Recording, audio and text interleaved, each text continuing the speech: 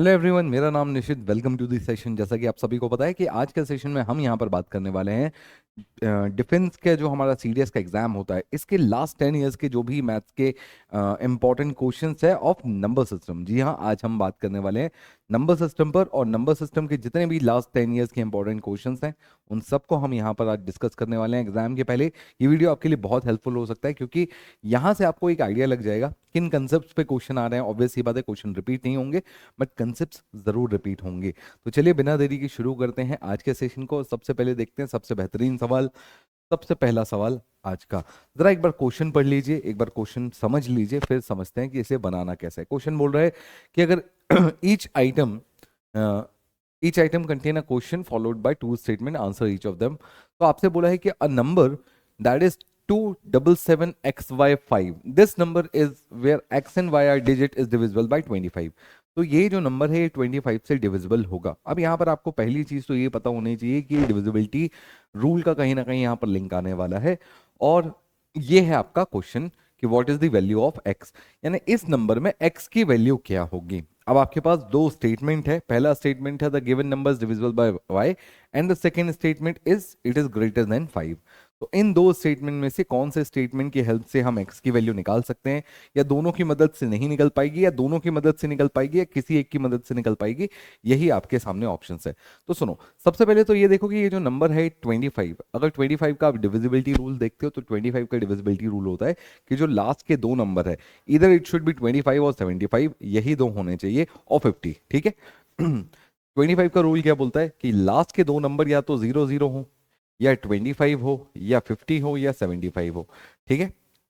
अब जैसा कि सिचुएशन यहां पर आपको दिख रही है कि लास्ट डिजिट 5 है, यानी y की वैल्यू या तो 2 होगी या 7 होगी, यानी लास्ट टू डिजिट्स जो हैं वो या तो 25 होंगे या 75 होंगे, यानी नंबर जो बनेगा वो बनेगा 277x। या तो ये 25 बनेगा या ये 75 बनेगा। तो एक तरीके से मैं बोल सकता हूं कि मेरे पास y की दो पॉसिबल वैल्यूज हैं। ठीक है, y की मेरे पास दो पॉसिबल वैल्यूज हैं, that is 2 and 7। Okay, now बस इतने से x की वैल्यू तो नहीं पता चल पा रही, ये बात तो बिल्कुल सही है। ठीक है, और सेकंड स्टेटमेंट आप देख रहे हो x इज ग्रेटर देन 5। जब x की वैल्यू का ही कोई अंदाजा नहीं हो पा रहा है तो फिर कहां से ग्रेटर देन 5 और क्या। तो बेसिकली अब मुझे फर्स्ट स्टेटमेंट की मदद लेनी पड़ेगी। फर्स्ट स्टेटमेंट क्या बोलता है, that is the number is divisible by 9। 9 का डिविजिबिलिटी रूल बोलता है कि सारे डिजिट्स का सम जो है वो 9 से डिवाइड होना चाहिए। तो अगर मैं सारे डिजिट्स को देखूं तो देखो 7 और 2 9, इसको भूल जाओ। 7 और 5, 7 5 12, 12, और अगर मैं यहां पर 2 कंसिडर करता हूं तो ये हो जाएगा 14 प्लस एक्स। ठीक है, और अगर मैं 12 प्लस 7 यानी 19 प्लस एक्स, इन दो में से कोई एक पॉसिबल वैल्यू होगी। अगर 9 का डिविजिबिलिटी रूल देखूं तो 9 का डिविजिबिलिटी रूल बोलता है दोनों नंबर्स का सम कितना होना चाहिए, 9 से डिविजिबल होना चाहिए, यानी ये x की वैल्यू या तो 4 होगी। ठीक है, या तो x की वैल्यू अगर मुझे जाना है 27 तक तो 8 होगी। ठीक है, या तो ये 4 होगी तो ये 18 हो जाएगा, या ये 8 होगी तो 19 प्लस 8 इज 27 हो जाएगा। यानी x की वैल्यूज तो मेरी निकल रही है with the help of statement 1, but अभी भी मैं श्योर नहीं हूं कि एग्जैक्ट वैल्यू क्या है, 4 या 8। नाउ अब मुझे एग्जैक्ट वैल्यू बताने के लिए एक्चुअली दूसरे स्टेटमेंट की भी जरूरत पड़ेगी, that is x is greater then 5। तो मैं बोल सकता हूं कि हाँ, x की वैल्यू 8 ही होगी क्योंकि x इज ग्रेटर देन 5। तो पहला ऑप्शन यानी x की वैल्यू 4 कैंसिल आउट हो गया। तो मैं बोल सकता हूं कि भैया मुझे दोनों ही स्टेटमेंट की जरूरत पड़ेगी। अगर दोनों स्टेटमेंट की जरूरत पड़ रही है तो हम क्या बोलेंगे, answered by one of the statement. नहीं, पहले केवल एक स्टेटमेंट से आंसर नहीं दिया जा सकता। Answered by either statement alone, no. Answered by using both the statement together but can not be answered by using either statement alone. बहुत बढ़िया, यानी ऑप्शन सी इस क्वेश्चन का सही आंसर होगा। बात समझ में आई, यानी मुझे दोनों स्टेटमेंट यूज करने पड़ेंगे। चलिए अब चलते हैं हम जरा अगले क्वेश्चन पर। अगला क्वेश्चन आपकी स्क्रीन पर ये रहा, एक बार खुद बनाने की कोशिश करें। तो देखो, ये जो पूरा का पूरा क्वेश्चन है, इसमें ये वाला जो पार्ट है ये आपको कहीं कहीं देखा सुना सा लग रहा होगा, है ना। थोड़ा सा देखा सुना सा लग रहा है। कैसे? जब कभी हमारे सामने ऐसी सिचुएशन आती है तो हम बोलते हैं कि इस तरह के क्वेश्चंस में आंसर निकालने का तरीका बहुत ही कैजुअल होता है। क्या होता है? कैजुअल। कैसे? यहाँ पर हमें दो नंबर्स में इसको तोड़ना होता है और ऐसे दो नंबर्स में तोड़ना होता है जो कि जिनके बीच का डिफरेंस 1 हो, ठीक है, और इनको मल्टीप्लाई करने पर 2 आए। तो हम बोल सकते हैं एक है 4 और एक है 5। ऑब्वियसली अगर सीरीज प्लस की है तो बड़ा वाला नंबर आंसर होगा, यानी इस पूरी सीरीज की जगह पर मैं लिख सकता हूं 5। तो x² -20 इक्वल्स टू 5। ठीक है, तो x² इक्वल्स टू 25। और अगर x² की वैल्यू 25 है तो x की वैल्यू 5 होगी। ये बात सबको समझ में आती है, क्लियर है? यानी ऑप्शन बी आपका सही आंसर होगा इस सिचुएशन पर। अब बहुत सारे लोगों को अगर ये इन्फिनाइट सीरीज वाले कंसेप्ट नहीं पता है तो मैं सिंपल सा आपको लॉजिक समझा देता हूँ। बेसिकली जब कभी आपके सामने ऐसा सिचुएशन आता है कि a into sorry a plus under root a plus under root a and so on up to infinity, तो आपको ऐसे दो नंबर्स ढूंढने होते हैं जिनको मल्टीप्लाई करने पर तो ए आए। ठीक है, मल्टीप्लाई करने पर ए आना चाहिए और इनके बीच का डिफरेंस यानी p माइनस क्यू या q माइनस पी जो भी मैं करूं वो 1 होना चाहिए। ऐसी सिचुएशन में ऐसी सिचुएशन में अगर सीरीज प्लस की है, अगर सीरीज प्लस की है तो जो भी बड़ा नंबर होगा, सपोज मैं यहां पर बोल देता हूं कि p is actually greater then q, तो जो भी बड़ा नंबर होगा वो आंसर होगा अगर सीरीज प्लस की है तो।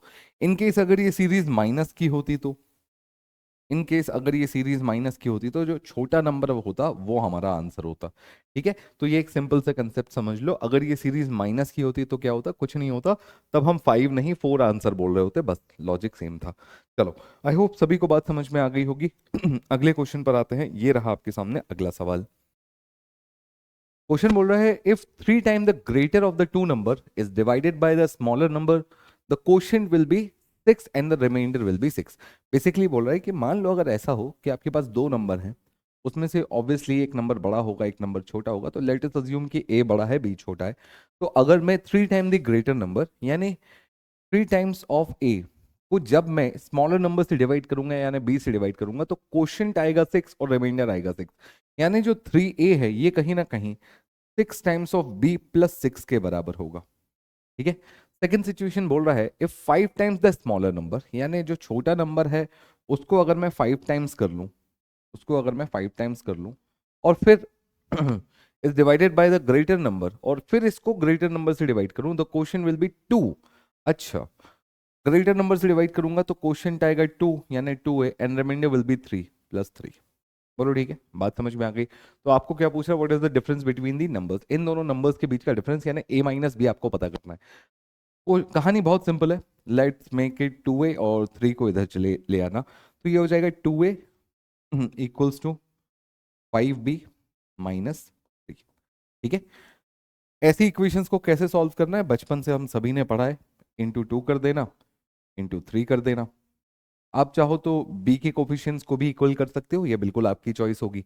चलो, ये भी 6 से हो जाएगा, ये भी 6 से हो जाएगा, ये दोनों बराबर है यानी इनके आरएचएस भी बराबर हो जाएंगे, तो हम लिखेंगे 12b equal 12b plus 12 equals to, ये हो जाएगा 15b माइनस 9।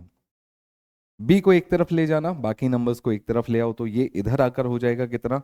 ये इधर जाके इधर होकर हो जाएगा 21 और ये इधर चला जाएगा तो कितना हो जाएगा? 3b। ठीक है, तो एक तरीके से मैं बोल सकता हूँ b इक्वल्स टू 7। जैसे ही b की वैल्यू 7 मिलती है, let us substitute in equation number 1 और 2, जहां पर भी आपको ठीक लगे। मैं इक्वेशन नंबर 2 में कर रहा हूँ। 35 minus 3 is 32, 32 is divided bye a is 16, तो a की वैल्यू हो जाएगी 16। और अगर आप मुझसे पूछोगे a माइनस बी यानी that is difference of the number, तो a माइनस बी हो जाएगा 16 माइनस 7 दैट इज 9, यानी हमारे लिए सही आंसर हो जाएगा ऑप्शन बी। ठीक है, तो बस अगर आपने सही तरीके से लैंग्वेज को भी पढ़ लिया तो क्वेश्चन बहुत इजीली सॉल्व हो जाएगा without any tension, without any problem. चलो अगले क्वेश्चन पर चलते हैं।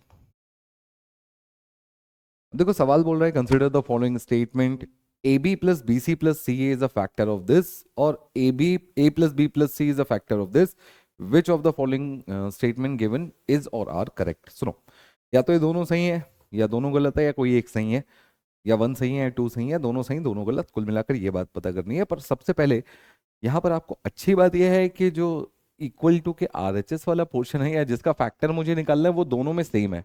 तो बेसिकली मेहनत मुझे एक ही बार करनी है और रिजल्ट मुझे दोनों के पता चल जाएंगे। ठीक है, चलो इसको जरा एक्सपैंड करते हैं और एक्सपैंड करने पर क्या आता है वो देखते हैं। सुनो, A square B minus C का होल क्यूब क्या होगा, B cube minus C cube minus 3b² C plus 3c b²।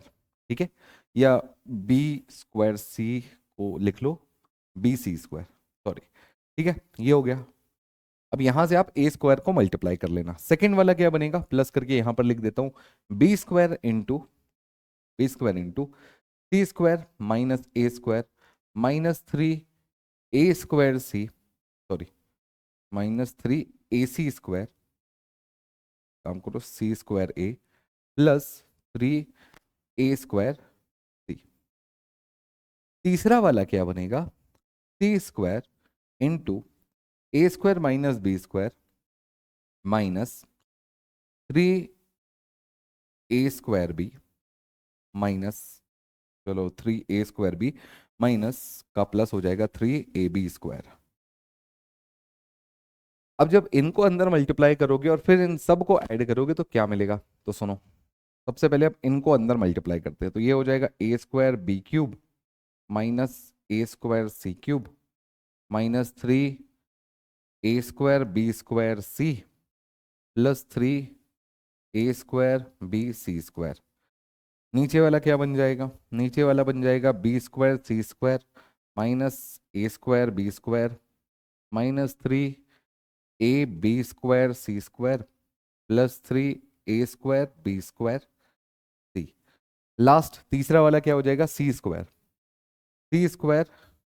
a² minus b² c² minus 3a² b c² plus 3ab² c²। ठीक है, कुल मिलाकर इतनी लंबी कहानी बनेगी। और जब आप इसको सॉल्व करोगे तो क्या मिलेगा, तो इवेंचुअली आपको फाइनली घूम फिर कर मिलने वाला है कुछ कैंसल आउट हो रहा है क्या, देखो फटाफट, a² b³ a² b³ a² b³ a² b³ a² b³। ठीक है, ये तो कहीं नहीं जा रहा। क्या चीज कैंसल आउट हो रही है वो देख लेते हैं। देखो यहाँ पर एक छोटी सी गड़बड़ कर दी है यार, यहाँ पर क्यूब होना था ना, अरे यार चलो छोटी सी मिस्टेक थी, सुधार लेते हैं। तो b² c³ हो जाएगा और b² a³ हो जाएगा, और इधर भी थर्ड वाले में भी क्या हो जाएगा, c² a³ हो जाएगा और c² b³ हो जाएगा। ठीक है, ये कुछ ऐसा सिचुएशन बन जाएगा। तो कुल मिलाकर अब अपने पास क्या बचेगा, जब इस पूरे को सॉल्व कर लेंगे तो हमको फाइनली क्या मिलेगा, तो हमको मिलेगा a² b³ minus a² c³ a² b³ minus a² c³ plus इसके बाद और क्या मिलेगा, तो इसके बाद मिलेगा अपने को b² c³ minus b² c³ minus b² a³ b² c³ minus b² a³। हाँ, एक और जो बच गया फाइनली क्या मिलेगा, तो वो अपन को मिलेगा a³। ठीक है, c² a³ minus c² b³, ये अपन को इवेंचुअली मिलने वाला है। और इसमें भी अगर आप ध्यान से देखोगे तो a² b² b² और c² कॉमन निकल जाएगा। तो ये हो जाएगा a² b³ माइनस c³, एक सेकंड थोड़ा सा नीचे लिख देता हूं, a² b³ minus c³ plus b² c³ minus a³ plus c² a³ minus b³। ये कुल मिलाकर मिलेगा। और ध्यान से देखने पर दिखाई देगा कि ना तो ये इसका कहीं से कहीं तक कोई फैक्टर है, ना तो a प्लस बी प्लस सी इसका कहीं से कहीं तक कोई फैक्टर है। कुल मिलाकर ये दोनों ही इस पूरे हिस्से के कहीं से कहीं तक कोई फैक्टर नहीं है। तो हमारे लिए आंसर क्या होगा, नीदर 1 नॉर 2। ठीक है, बात समझ में आ गई। तो ये वो कुछ क्वेश्चंस हैं जो कि आपसे प्रीवियस ईयर में पूछे हुए थे। हाँ, थोड़ा सा कैलकुलेटिव है, थोड़ा सा लेंदी देखने में लग सकता है, बट ये कठिन नहीं है। अगर आपको फॉर्मूला पता है तो आप फॉर्मूला इजीली एक्सपैंड करो और क्वेश्चन सॉल्व कर लो, दैट्स इट। चलो अगले सवाल पर आते हैं। ये रहा आपके सामने अगला सवाल। तो देखो क्वेश्चन बोल रहा है there are two natural numbers x and y where x is greater than y. Okay, x is divided by 6 is leaves the remainder 2, and when y is divided by 6 it leaves remainder 3. What is the remainder when x minus y is divided by 6? बहुत ज्यादा simple question है। देखो x को अगर मैं 6 से divide करूंगा तो रिमाइंडर मिलेगा 2, और y को अगर मैं 6 से डिवाइड करूंगा तो रिमाइंडर मिलेगा 3। तो कुल मिलाकर x माइनस वाई को रिमाइंडर 6 से डिवाइड करूंगा तो यहाँ रिमाइंडर मिलेगा 2, यहाँ रिमाइंडर मिलेगा 3, यानी रिमाइंडर हो जाएगा -1। अब आपने अगर नेगेटिव रिमाइंडर का कंसेप्ट पढ़ा है, जो कि मैंने कई जगहों पर बताया भी है, तो नेगेटिव रिमाइंडर के हिसाब से अगर आपका कभी नेगेटिव रिमाइंडर माइनस आता है तो इसका पॉजिटिव रिमाइंडर कितना होगा, तो इसका पॉजिटिव रिमाइंडर होगा 5। ठीक है, 5 रिमाइंडर है, यानी ऑप्शन सी हमारा सही आंसर होगा। कभी भी याद रखना, जो भी पॉजिटिव रिमाइंडर है और जो भी नेगेटिव रिमाइंडर है, ठीक है, पॉजिटिव रिमाइंडर और नेगेटिव रिमाइंडर, ये ऐसा लिख देता हूं, इनका जो मॉडुलस होगा, इनके मॉड का एडिशन हमेशा क्वोशिएंट के बराबर होगा। ठीक है, हमेशा क्वोशिएंट के बराबर होगा। तो -1 और +5 दोनों को ऐड करने पर आपको 6 मिल रहा है, यानी -1 का नेगेटिव रिमाइंडर आने पर +5 पॉजिटिव रिमाइंडर में आएगा। सिंपल क्वेश्चन था, मुझे नहीं लगता कोई दिक्कत होगी। अगेन अगला सवाल आपकी स्क्रीन पर ये रहा। क्वेश्चन बोल रहा है the value of 2 digit number is 5 times the sum of its digits. देखो कभी भी 2 डिजिट का जो नंबर होता है ना, उसको अपन मेंशन कैसे करते हैं, अपन उसे हमेशा 10x + y के फॉर्म में लिखते हैं। ठीक है, तो ये है आपका 2 डिजिट का नंबर। ये 2 डिजिट का नंबर कैसा है, ये है actually 5 times the sum of the digits. तो डिजिट्स हैं x + y। तो simple situation and simple calculation, कुछ भी इसमें फालतू का मेहनत नहीं है। इसको इधर ले आ लेना, तो ये हो जाएगा 10 में से 5 जाने के बाद 5x, और ये हो जाएगा 4x। एक तरीके से x और y का वैल्यू पता चल जाएगा, कितना होगा 4 और 5। अब मान लो डिजिट्स मुझे पता चल गए, तो नंबर है 45, क्योंकि x इज 4 y इज 5, तो नंबर हो गया 45। पर उसने मुझसे नंबर पूछा ही नहीं था, उसने क्या पूछा था, प्रोडक्ट ऑफ द डिजिट्स।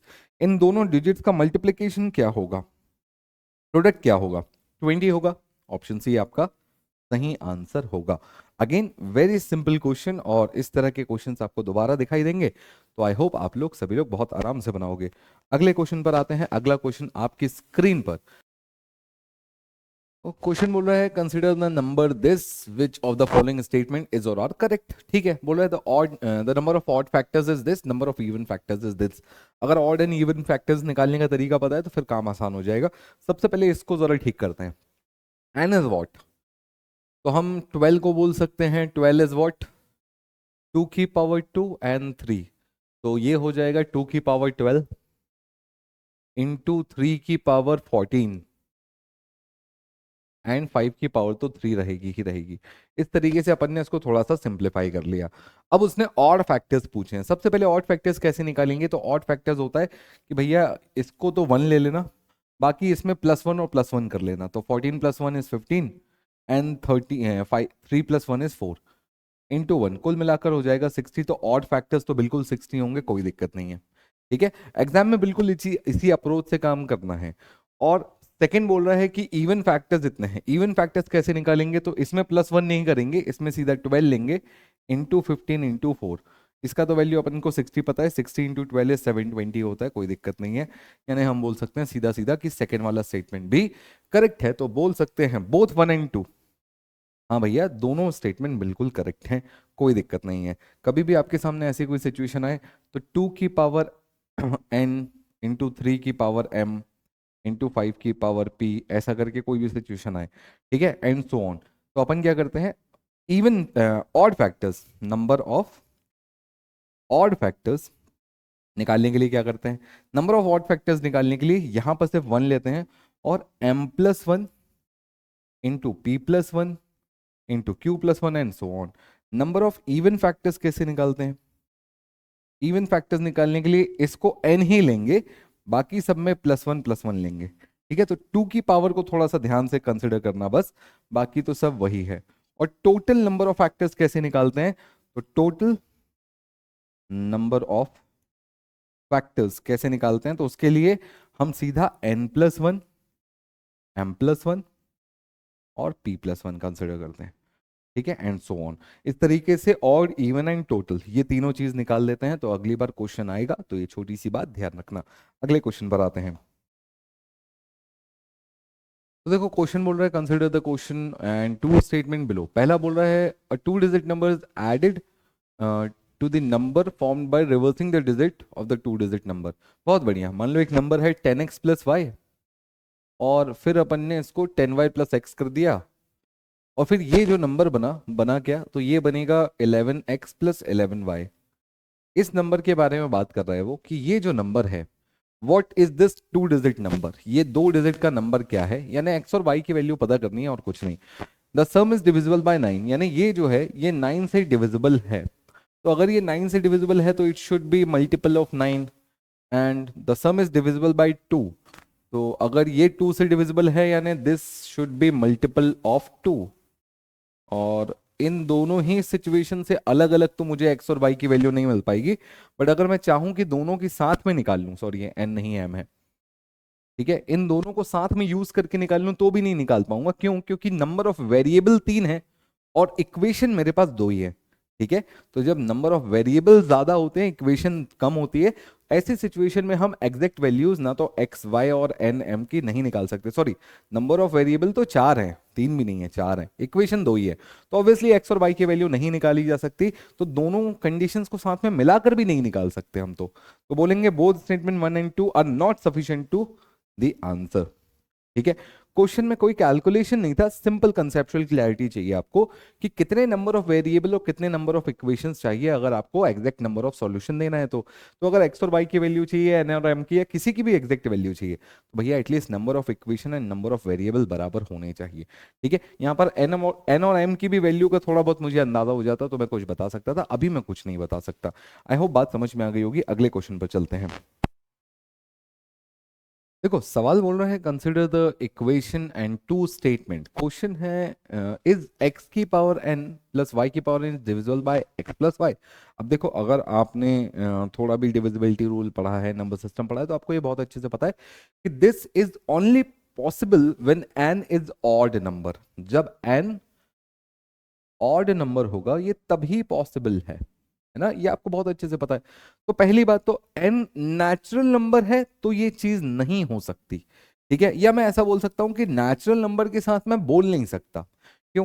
क्योंकि बेसिकली जो एन ऑड नंबर्स हैं that is also comes under the category of natural number. भाई सारे ऑड नंबर नेचुरल नंबर भी तो हैं, तो कब ये नेचुरल नंबर में से एन एक्चुअली इवन है या ऑड है मैं नहीं बता सकता। तो बेसिकली स्टेटमेंट 1 के साथ मैं अनसर्टेन हूं कि मैं नहीं बता पा रहा हूं कि एग्जैक्टली जब n की वैल्यू नेचुरल नंबर होगी तो ये डिविजिबल या ये कंडीशन फॉलो होगी कि नहीं होगी। हो भी सकती है, नहीं भी हो सकती है। क्यों बोल रहा हूं मैं ऐसा? क्योंकि नेचुरल नंबर्स में इवन नंबर्स भी आते हैं, ऑड नंबर्स भी आते हैं। तो n की वैल्यू जब जब इवन नंबर होगी ये कंडीशन फॉलो नहीं होगी, जब जब ऑड नंबर होगी ये कंडीशन फॉलो होगी। बट मैं नहीं बता पा रहा हूं ना कि कब तक ये नंबर इवन है और ये कब तक ये नंबर ऑड है। तो पहली कंडीशन से तो एक्चुअली कुछ भी मैं कंक्लूड नहीं कर पा रहा हूं। सेकेंड स्टेटमेंट बोल रहा है N is an even number. अब भाई देखो इवन नंबर है तो ये कंडीशन तो नहीं बनने वाली, दैट इज फॉर श्योर। और एक्चुअली इस सवाल की खूबसूरती भी वही है, कहां पर उसने बोला कि is this is divisible by that, यानी क्या x की पावर n प्लस वाई की power n x plus y से डिविजिबल होगा। तो आपको बस इतना जवाब देना है, होगा या नहीं होगा, हाँ या ना। सिर्फ हाँ बोलना सही जवाब नहीं है, ना भी सही जवाब ही कहलाएगा अगर आपने सही जगह ना बोला है तो। मेरी बात समझने की कोशिश करना। अगर मैं ये बता पा रहा हूं कि इस जगह पर ये कंडीशन नहीं लगेगी, तो वो कंडीशन जो मुझे बता रही है कि यहां पर ये नहीं लगेगी वो भी मेरे लिए सफिशिएंट है, उसे भी मैं सफिशिएंट बोलूंगा। क्यों बोलूंगा? क्योंकि एटलीस्ट वो मेरे को एक कॉन्क्रीट आंसर दे पा रहा है कि नहीं ये नहीं होगा। तो इक्वेशन 2 या स्टेटमेंट 2 मुझे बता रहा है कि एटलीस्ट ये डिविजिबल नहीं होगा। तो मैं बोलूंगा only statement 2 alone is sufficient to answer the question. ठीक है, देखो फर्स्ट वाला तो डाउट में छोड़ रहा था ना, पता ही नहीं चल पा रहा था कि होगा कि नहीं होगा। एन की वैल्यू जब जब ऑड होगी तब तब होगा, इवन होगी तो नहीं होगा। तो एन की वैल्यू नेचुरल नंबर पर मुझे एक्चुअली कोई कंक्रीट आंसर नहीं मिल पा रहा था, तो मैं हाँ या ना दोनों में से कोई भी जवाब नहीं दे पा रहा था। बट एटलीस्ट स्टेटमेंट 2 में मैं ना खुलकर तो बोल पा रहा हूं कि नहीं नहीं होगा, ये तो पॉसिबल नहीं है अगर एन इवन नंबर है तो कुल मिलाकर एन इवन नंबर पर ये पॉसिबल नहीं है, यानी स्टेटमेंट 2 मुझे बताने के लिए काफी है कि ये डिवाइड होगा कि नहीं होगा, नहीं होगा, बात खत्म। ठीक है, इसलिए स्टेटमेंट 2। कई बार बच्चों को लगता है कि नहीं होगा आंसर नहीं हो सकता, अरे नहीं भी आंसर हो सकता है। ठीक है, चलो अगला क्वेश्चन आपकी स्क्रीन पर ये रहा, जरा एक बार सवाल पढ़ लो और क्वेश्चन बनाओ। सुनो, एक्चुअली क्वेश्चन को ना बनाना भी ऐसे चाहिए, ये जो पूरा आप वीडियो देख रहे हो मेरे हिसाब से इसको ऐसा आपका फॉर्मेट होना चाहिए कि जब भी मैं कोई क्वेश्चन आपको दूं तो आप उस क्वेश्चन को पहले पॉज करो, इस वीडियो को पॉज करो, एक बार अपनी तरफ से अपने एंड पर क्वेश्चन को बनाने की कोशिश करो, और उसके बाद देखो कि आपसे वो क्वेश्चन बन पाता है या नहीं बन पाता है। और बन पाता है तो बहुत अच्छी बात है। ठीक है, तो चलो एक बार जरा कोशिश करो इस क्वेश्चन को बनाने की, और फिर देखते हैं आपसे बन पाया या नहीं बन पाया, या कम बन पाया, ज्यादा बन पाया, क्या बन पाया। ठीक है, चलो सुनो, आई होप ट्राई सबने कर लिया होगा। आप क्वेश्चन बोल रहा है is x into y is greater than 0, क्या x into y greater than 0 है? पहला, अच्छा हाँ या ना में हाँ भी आंसर है ना भी आंसर है, तो ध्यान रखना अगर कोई स्टेटमेंट ऐसा है जो मुझे क्लियरली बता पाएगा कि हाँ x and y is greater than 0, या ये बोल पाएगा कि नहीं x and y is not greater than 0, वो दोनों मेरे लिए सफिशिएंट हो जाएंगे। ठीक है, सुनो, वो बोल रहा है कि स्टेटमेंट 1 इज एक्स की पावर 8 एंड वाई की power 9 is actually less than 0। देखो ये लेस देन 0 कब होगा? एक्स की पावर 8 एक्चुअली कभी भी नेगेटिव वैल्यू तो हो नहीं सकता क्योंकि पावर इवन में है। तो y की पावर 9 पक्का नेगेटिव होगा, यानी y जो है वो नेगेटिव नंबर होगा। y अगर एक नेगेटिव नंबर समझ में आ रहा है तो इस सवाल का मैं जवाब दे सकता हूं कि x into y actually greater than 0 नहीं होगा। तो स्टेटमेंट 1 कम से कम मुझे ये जवाब तो दे पा रहा है कि नहीं होगा। स्टेटमेंट 2 क्या बोल रहा है कि अगर ये x की पावर 9 और y की पावर 10 इज लेस देन 0, तो यहां पर आप बोल सकते हो कि ये पक्का पॉजिटिव नंबर होगा, और ये जो y x की पावर 9 है ये पक्का नेगेटिव नंबर होगा। यहां पर x नेगेटिव नंबर होगा। बोलो ठीक है, बात समझ में आ गई? तो हम बोल सकते हैं कि अगर x नेगेटिव नंबर है, अगर x नेगेटिव नंबर है तो x इंटू वाई कभी भी ग्रेटर देन 0 नहीं हो सकता। यानी सेकंड स्टेटमेंट भी मुझे ये बता रहा है कि x into y greater than 0 नहीं हो सकता। तो दोनों ही मुझे बता रहे हैं कि नहीं होगा, नहीं होगा, एटलीस्ट कॉन्क्रीट आंसर दे पा रहे हैं, तो हम बोलेंगे both statement 1 and 2 are sufficient to answer the question. Option C हमारा सही आंसर होगा। ठीक है, बात समझ में आ गई? चलो अगले सवाल पर आते हैं। ये रहा आपके सामने अगला सवाल। क्वेश्चन को देखो क्या बोल रहा है, पहले एक बार खुद कोशिश करो बनाने की और उसके बाद मेरी बात सुनना समझना। ठीक है, मैं थोड़ा सा साइड भी इसलिए हो जाता हूँ ताकि आप लोग क्वेश्चन प्रॉपरली देख पाओ, और उसके बाद पहले अपनी तरफ से एंड पर कोशिश कर लो बनाने की। अब जरा सवाल देखो, बोल रहा है if x is harmonic mean between y and z then which of the following is correct. ठीक है, हार्मोनिक मीन के बारे में आप सभी को थोड़ा सा आइडिया है। हार्मोनिक मीन क्या होता है? हार्मोनिक मीन बोलता है कि अगर आपके पास दो नंबर हैं, उनका हार्मोनिक मीन निकालना हो तो कैसे निकालोगे? तो 2/1/x प्लस 1/y, ऐसे निकलेगा हार्मोनिक मीन। बोलो हाँ। अब अगर हार्मोनिक मीन निकालने का थोड़ा बहुत भी अपने को आइडिया है तो सुनो, उसने बोला है x is harmonic mean of y and z, तो हार्मोनिक मीन ये हो जाएगा x, और ये y और z का हार्मोनिक मीन है, तो यहाँ y और z कर लेना यार। ठीक है, y एंड z, चलो ये उधर हो जाएगा, ऊपर हो जाएगा, तो x equals to 2 into y into z upon y plus z. ठीक है, इसको इधर मल्टीप्लाई कर लेना, तो x y plus y x y plus x z, x y plus x z equals to 2 y z. 2 y z को equal to के इधर ले जाने ना, तो x y plus x z minus 2 y z. क्या ऐसा कुछ आपको ऑप्शन में दिख रहा है? X y plus x z minus 2 y z, option B, option B. ठीक है, हाँ बिल्कुल सही, ऑप्शन बी के अलावा और कोई आंसर भी नहीं हो सकता। एंड आई होप आपको ये सवाल भी समझ में आ गया होगा। चलो अगले क्वेश्चन पर आते हैं। ये रहा आपके सामने अगला सवाल। बोल रहा है what is the mean of all possible factors of 120। ठीक है, ऑल पॉसिबल फैक्टर्स ऑफ 120 का आपको मीन निकालना है। सबसे पहले ऑल पॉसिबल फैक्टर्स ऑफ 120 क्या होंगे? 1 2 3 4 5 6 8 10 12 15 15 होगा कि नहीं होगा? हाँ 15 होगा, 15 होगा। 10 12 15, उसके बाद 20, 20 के बाद 24, 24 के बाद 30, 30 के बाद कितना आएगा? 30 के बाद मेरे ख्याल से सीधा 60 आएगा। 30 के बाद नहीं नहीं 40 भी तो है। 40, 60 और 120, ये है। एक बार फिर से क्रॉस चेक कर लो। 1 2 3, 1 2 3 तक तो ठीक है। 4 5 6 8, 4 5 6 8 10 12 15, हाँ ठीक है, मेरे ख्याल से सारे लगभग अपन ने सही लिखे हैं। कितने फैक्टर्स हैं देखो? 1 2 3 4 5 6 7 8 9 10 11 12 13 14 15 16, 16 अगर टोटल नंबर ऑफ फैक्टर्स है तो इनका मीडियन कैसे निकालेंगे?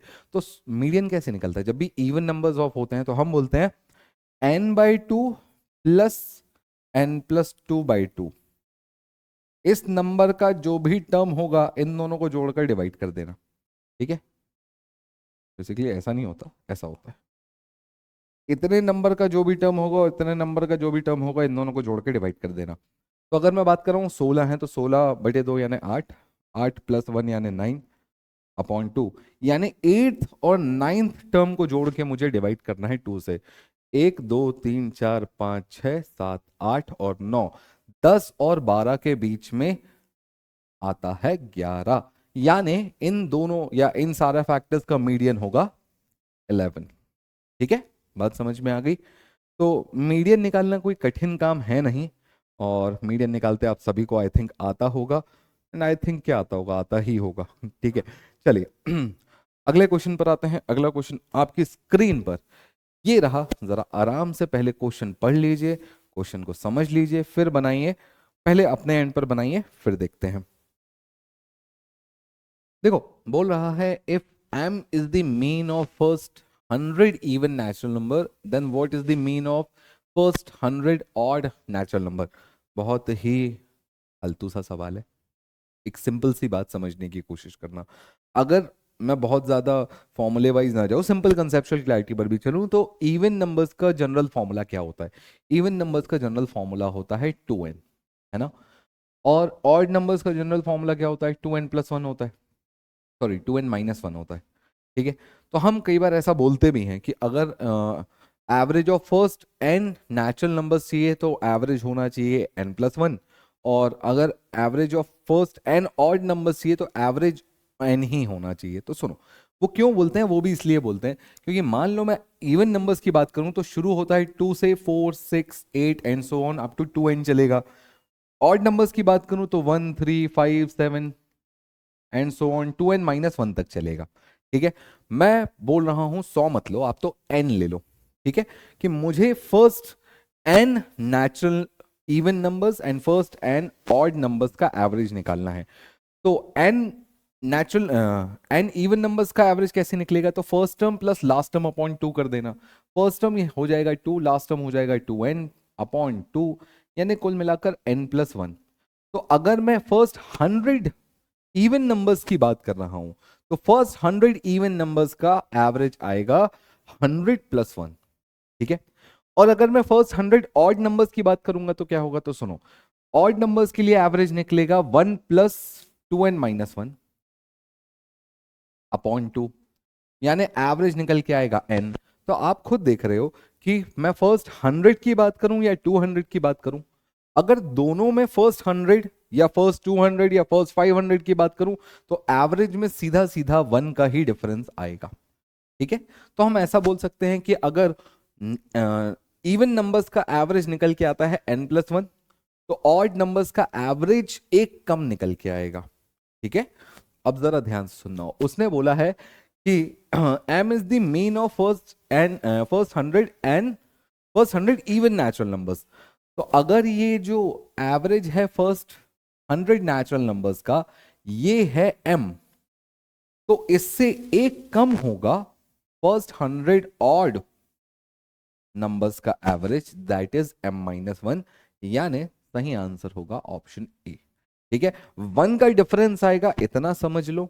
और कौन सा किसका एवरेज बड़ा होगा, तो इवन नंबर्स का एवरेज ऑड नंबर्स के एवरेज से एक ज्यादा होगा, इतनी सी बात समझ लो। ठीक है, ये मैंने क्यों लिखकर आपको समझाया, ताकि आपको ये पता चल जाए कि क्यों हम बोलते हैं कि अगर average of first n even numbers की बात करें, तो average of first n even numbers n+1 होता है, and average of first n odd numbers n ही होता है। ठीक है, चाहो तो इसको नोट डाउन कर लेना। अगले क्वेश्चन पर आते हैं। अगला क्वेश्चन आपकी स्क्रीन पर, ध्यान से देखो जरा सवाल को, क्या लिखा हुआ है। बोल रहा है 41 की पावर 43 प्लस 43 की पावर 43 डिविजिबल बाय। यार ये वही वाली सिचुएशन नहीं थी अभी जो थोड़ी देर पहले अपन डिस्कस कर रहे थे कि x की पावर n प्लस y की power n should be divisible by x plus y. कब, जब n जो है ये एक ऑड नंबर होगा। ठीक है, और क्या ये कंडीशन यहां पर वैलिड है? बिल्कुल वैलिड है। तो सुनो, 41 की पावर 43 प्लस 43 की power 43 should be divisible bye 41 plus 43, यानी शुड बी डिविजिबल बाय 84। 84 से ये डिविजिबल होगा, बिल्कुल होगा, यानी ऑप्शन बी से ये डिविजिबल होगा। कोई दिक्कत नहीं, अगले क्वेश्चन पर आते हैं। अगला क्वेश्चन आपकी स्क्रीन पर ये रहा, जरा देखो ध्यान से क्या लिखा हुआ है। सवाल बोल रहा है 4 की पावर 61 प्लस 4 की पावर 62 प्लस 4 की पावर 63 प्लस 4 की पावर 64 इज डिविजिबल बाय। ठीक है, एक काम करो, 4 की पावर 61 कॉमन निकाल लेना, अंदर क्या बचेगा? 4 की पावर 61 कॉमन निकालने के बाद अंदर बचेगा 1 प्लस 4 की पावर 2 प्लस 4 की पावर 3 प्लस 4 की पावर 4। तो कुल मिलाकर ये बचेगा 1 प्लस 16, हाँ नहीं नहीं, 4 की पावर 1 2 3 बचेगा ना, क्या लिख रहा हूँ मैं अभी। 4 की पावर 1, 4 की पावर 2 एंड 4 की पावर 3, हाँ। तो ये बचेगा 1 प्लस 4 प्लस 16 प्लस 64। ठीक है, 4 की पावर 61, ये ऐड होकर कितना हो जाएगा, तो 10 और 5, 10 और 5 15 का 5, एक कैरी हो जाएगा, 6 और एक 7 और एक 8, 85। 85 का मतलब होता है 17 × 5, यानी ये जो नंबर है ये 17 से डिविजिबल होगा, 5 से डिविजिबल होगा। अपने को ऑप्शन में 17 तो दिख ही रहा है, तो ज़्यादा टेंशन लेने की ज़रूरत है नहीं। ठीक है, इजी क्वेश्चन था, आसान सवाल था, ज़्यादा कोई कैलकुलेशन नहीं था इस सवाल में भी। अगला क्वेश्चन आपकी स्क्रीन पर ये रहा, ध्यान से देखो सवाल क्या लिखा हुआ है। बोल रहा है, एक काम करो, कोशिश कर लो पहले बनाने की, फिर आराम से अपन देख लेंगे। एक पॉज करो, बनाओ, और पॉज करके अब ये वीडियो वापस देखना। ठीक है, सुनो, सवाल बोल रहा है 43 की पावर x इंटू 47 की पावर y इक्वल्स टू 2021। यार कितना फालतू सा सवाल है, बताओ। बच्चे बच्चे को पता है कि 43 इंटू 47 मल्टीप्लाई करने पर 2021 आता है। तो अब मुझे एक बात बताओ, अगर इसका स्क्वायर हुआ है तो सीधा सा स्क्वायर, इसका स्क्वायर हुआ है तो सीधा सा इसका भी स्क्वायर होगा। यानी मैं ऐसा बोल सकता हूँ कि 43 का स्क्वायर इंटू 47 का स्क्वायर बराबर 2021 का होल स्क्वायर। यानी x की वैल्यू भी 2 आ जाएगी और y की वैल्यू भी 2 आ जाएगी, और अगर x और y दोनों की वैल्यू 2 है तो फिर इस सवाल में तो कोई दम बची नहीं। 4 into 2 into 2 16, 4 into x into y plus x plus y upon 2xy minus y. सुनो, x और y सब जगह 2 रखना है। 4 8 16 प्लस दो 20, 2 4 8 -2 कुल मिलाकर हो जाएगा 20/4, यानी आंसर हो जाएगा 5। ऑप्शन ए हमारा सही आंसर होगा। क्लियर है, इजी क्वेश्चन था, one of the most easiest question. बस आपको एक सिंपल सा कंसेप्ट, यहाँ पर कंसेप्ट भी क्या है वो पता होना चाहिए। 43 इंटू 47 2021 होता है, और ये पता होने की भी जरूरत नहीं है। थोड़ा सा आपने अगर एक हिट एंड ट्राई भी किया होता ना तो ये समझ में आ जाता। ठीक, अगला क्वेश्चन आपकी स्क्रीन पर ये रहा। तो देखो, क्वेश्चन में कुछ इस तरीके का सवाल है आपके सामने। अब ये जो क्वेश्चन है काफी फेमस और पॉपुलर और पुराना सा सवाल है, मतलब रिपीटेड क्वेश्चन तो मैं बोल सकता हूँ कि हाँ ये मल्टीपल टाइम्स रिपीट हुआ है और अलग अलग एग्जाम्स में रिपीट हुआ है, तो सीडीएस में भी रिपीट हो गया, कोई बहुत बड़ी बात नहीं है। सुनो, 17 को नीचे ले आना, तो ये हो जाएगा a+1/b +1/c +1/d। ये हो जाएगा 1 बाय, सॉरी 60/17, 60/17। अब देखो अगर 60/17 को मैं डिवाइड करूंगा तो ये 3 बार में पूरा पूरा चला जाएगा और 9 रिमाइंडर बचेगा, तो ये 3 + 9/17 हो जाएगा। तो मैं यहाँ से सीधा सीधा ए को कंपेयर कर दूंगा 3 से, तो ए की वैल्यू आ गई 3। ठीक है, अब बचा क्या? बचा ये कि इस वाले हिस्से को इस वाले पार्ट से कंपेयर करेंगे, तो 9 को नीचे ले आना, तो ये हो जाएगा b + 1/c + 1/d। ठीक है, तो ये कितना हो जाएगा? ये हो जाएगा 17/9। अब 17/9 का मतलब क्या होता है? तो 9 का टेबल पढ़ना पड़ेगा, 9 1 9 और 8, तो 1 + 8/9। 1 + 8/9 में b को अपन सीधा सीधा कंपेयर कर देंगे 1 से, तो b की वैल्यू हो जाएगी 1, और 8 को नीचे ले आना, तो ये हो जाएगा c + 1/d = 8/9। 8/9 का मतलब क्या हो जाएगा? 8/9 का मतलब हो जाएगा, सॉरी 8/9 बोल रहा हूँ, 9/8। 9/8 का मतलब क्या हो जाएगा? 9/8 का मतलब हो जाएगा 1 + 1/8। ठीक है, तो यहां से मैं सीधा सीधा c को कंपेयर कर दूंगा 1 से और d को कंपेयर कर दूंगा 8 से, तो c हो गया 1 और d हो गया 8। अब आपसे सवाल में पूछा क्या था? बोला है product of ABCD, a into B into c into d, ये पूछा है। 8 दिया, 24 को 1 से कितनी भी बार मल्टीप्लाई करो 24 ही रहेगा। ऑप्शन ए यानी 24 अपना सही आंसर होगा। ठीक है, इजी क्वेश्चन था और ये क्वेश्चन मल्टीपल टाइम्स अलग अलग एग्जाम्स में भी रिपीट हो चुका है। चलो अगले सवाल पर आते हैं। ये रहा आपके सामने अगला सवाल और इस क्वेश्चन को बनाने की कोशिश करें। देखो बोल रहा है what is the least value of n. सबसे पहली बात तो यही समझ लेना कि एन की लीस्ट वैल्यू चाहिए, तो यहां पर अपन को थोड़ा सा सतर्क होना है। एन की लीस्ट वैल्यू चाहिए फॉर दिस दिस दिस, और आपको बोला है एन और एम नेचुरल नंबर्स हैं। सुनो, अगर एम की पावर 4 है, यानी मैं ऐसा बोल सकता हूं कि पक्का ये किसी ना किसी का 2 बार स्क्वायर हुआ होगा। अच्छा, अगर ये किसी का स्क्वायर हुआ है तो इसके यूनिट डिजिट पे क्या क्या आ सकता है? ये जो नंबर एज अ पूरा का पूरा नंबर है, ये पक्का किसी ना किसी का पहली बात तो स्क्वायर होगा। अगर ये किसी ना किसी का स्क्वायर है तो इसके यूनिट डिजिट में क्या क्या आ सकता है? तो देखो यहां पर आ सकता है 0 1 4 5 6 9। ठीक है भाई, आप कोई भी नंबर का स्क्वायर देखोगे क्या क्या मिलेगा? 0 1 4 5 6 या 9, यही मिलने वाला है आपको। ठीक है, तो पक्का यही यूनिट डिजिट होगा। और फिर ध्यान देना कि ये यूनिट डिजिट आने के बाद भी ये एक बार और अंडर रूट होगा। तो अगर मुझे ये नंबर चाहिए तो फिर मुझे क्या क्या चाहिए पड़ेगा? तो या तो तब यूनिट डिजिट फिर से 0 1 6 9, इनमें से ही कुछ एक, सॉरी 0 1, 0 हो सकता है, 1 हो सकता है, 5 होगा, और एक और क्या होगा? 6 होगा। हाँ ठीक है, 0 1 5 6 यही हो सकता है। यानी कुल मिलाकर मेरे पास सिचुएशन ऐसी है कि n की वैल्यू इन्हीं में से कुछ एक होगी। ठीक है, तो चलो एक काम करता हूँ, n की वैल्यू मैं पहले 1 रख के देख लेता हूँ। 0 रखने पर ये किसी का भी स्क्वायर नहीं है, इतना तो समझ में आ रहा है, क्योंकि अगर किसी का स्क्वायर होता तो मल्टीपल टाइम 0 होते, तो 0 तो नहीं हो सकता। ठीक है, स्मॉलेस्ट वैल्यू बोली है तो चलो 1 रख के देख लेता हूँ, तो ये हो जाएगा 194481। ये किसका स्क्वायर है?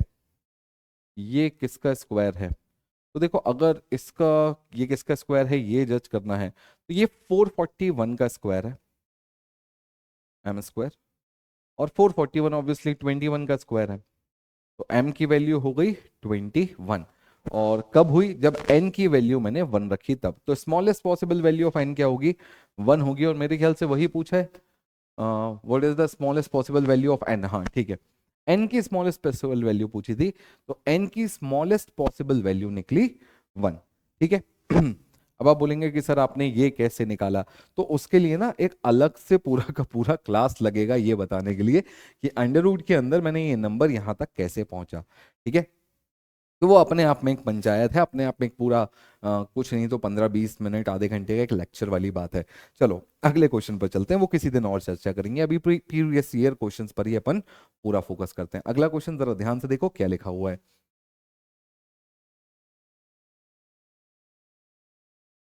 What is the smallest natural number from the following which must be subtracted from this to make the remaining number a perfect square? इतना फ्री का सवाल है ना, सुनो। वो बोल रहा है कि ये 9410 में से इनमें से क्या माइनस करूं कि एक परफेक्ट स्क्वायर बन जाए। अगर मैं 1 बाय 1 भी समझूं, 4 माइनस करने पर क्या बनेगा, 9406 बनेगा। 3 माइनस करने पर 9407 बनेगा। 2 माइनस करने पर 9408 बनेगा। ठीक है, 9408 बनेगा। और 1 माइनस करने पर 9409 बनेगा। ऑब्वियस सी बात है, कोई भी स्क्वायर नंबर हो तो उसके यूनिट डिजिट में 7 और 8 तो आ ही नहीं सकता। पहले तो 2 ऑप्शन निकल लिए कि ये दो तो आंसर हो ही नहीं सकते, तो इनको हटाओ। अब बरी है कि 6 और 9 में से कौन सा होगा। तो बस अब आपको ये चेक करना है कि क्या ये किसी का होल स्क्वायर है। और जैसा कि मैंने लास्ट क्वेश्चन में बताया कि अगर ये पता करना है तो इसके लिए एक अलग से वीडियो लगेगा। तो सुनो, मैं बता देता हूँ आपको। 9406 एक्चुअली किसी का स्क्वायर नहीं है। स्क्वायर है 9409, और ये किसका स्क्वायर है, तो 7 9 या 7 3 7, और ये हो जाएगा 97 का होल स्क्वायर है ये। ठीक है, ये 97 का होल स्क्वायर है, यानी हमारा सही आंसर हो जाएगा ऑप्शन डी। आई होप बात समझ में आ गई होगी। और कभी कभी ऑप्शंस की भी मदद ली जा सकती है ऐसे क्वेश्चंस का आंसर करने में। चलो अगले सवाल पर आते हैं। सवाल बोल रहा है 7 की पावर 5 प्लस 3 की पावर 13, तो सॉरी 27, 27 की पावर 5, तो 27 को क्या बोल सकता हूँ, 3 का क्यूब। 3 का क्यूब का पावर 3 यानी 3 की पावर 15 प्लस 3 की पावर 13। काम करो, 3 की पावर 13 कॉमन निकाल लेना, अंदर बचेगा 3 का स्क्वायर यानी 9 प्लस 1 10। तो ये जो नंबर है 3 की पावर 13 इंटू 10, ये किससे डिविजिबल होगा, तो ऑब्वियस सी बात है 10 से डिविजिबल होगा। नहायत ही इजी क्वेश्चन, नहायत ही सिंपल सवाल। अगला क्वेश्चन। अब देखो इस क्वेश्चन में अगर अपन देखें तो बोला गया है लेट p इक्वल्स टू 2 की power 2n+2 plus m and q equals to 2 की power 4n minus m is n is an even number। ठीक है, what should be the least value of m such that p and q always divisible by 5। ठीक है, p और q अगर always divisible by 5 है, यानी p 5 का divisibility rule यहाँ पर लगना चाहिए। और 5 का डिविजिबिलिटी रूल क्या बोलता है कि लास्ट डिजिट 0 या 5 होना चाहिए। लास्ट डिजिट 0 या 5 कब होगा, चलो एक काम करते हैं, देख लेते हैं। अगर मैं इसको बोलूँ 4 की पावर n प्लस, चलो फॉर्मूला यूज करते हैं, 2 की power 2n into 2 plus m, और इसे मैं बोल सकता हूँ 2 की पावर 2, सॉरी 2 की पावर 2, तो 2 की पावर या 4 की power n into 4 plus m। अगर मैं इसे 5 से डिवाइड करता हूँ तो रिमाइंडर आएगा -1। अच्छा, ये रिमाइंडर देगा -1, बट n क्योंकि इवन नंबर है तो ये हो जाएगा +1, यानी 4 प्लस m रिमाइंडर 0 तब देगा जब m की वैल्यू 1 होगी। यानी अगर मुझे ये नंबर पूरा डिविजिबल बाय 4 चाहिए, सॉरी 5 चाहिए, तो m की वैल्यू को 1 रखना पड़ेगा। सेकेंड कंडीशन, अगला जो नंबर है दैट इज 2 की पावर 4n माइनस m।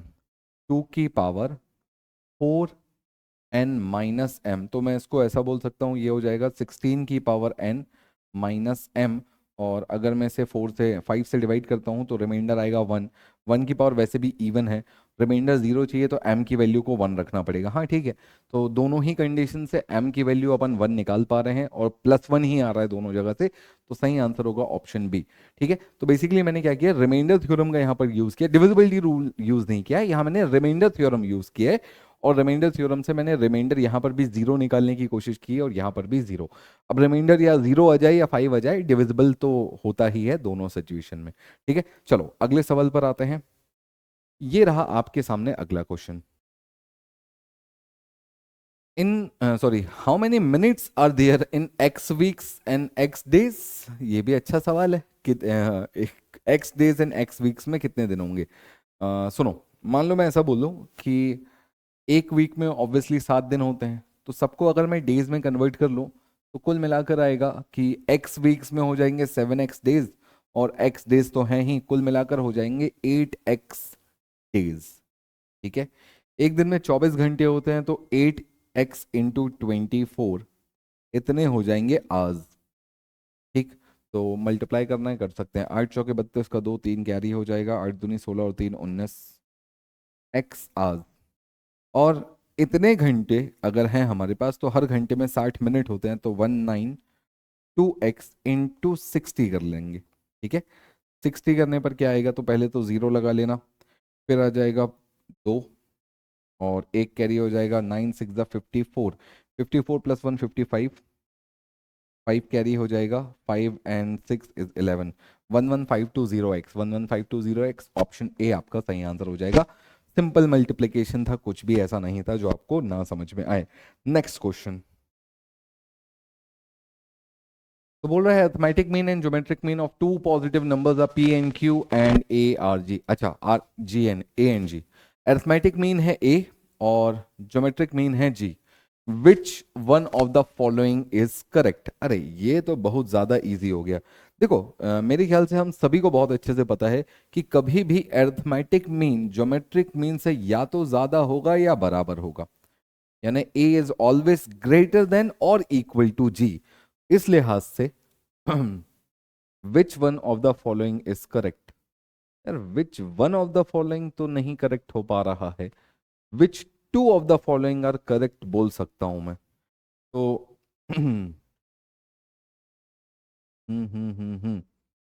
वैसे तो यार होना तो ये चाहिए था कि ए और सी दोनों सही हो जाए, तो ऐसा कुछ सिचुएशन बनना चाहिए था। ठीक है, ऐसा कुछ सिचुएशन बनना चाहिए था जहां पर 1 और 3 दोनों ही सही हो जाए। और हम्म, वैसे क्वेश्चन में कंडीशन और दी हुई है, that is P is greater then Q.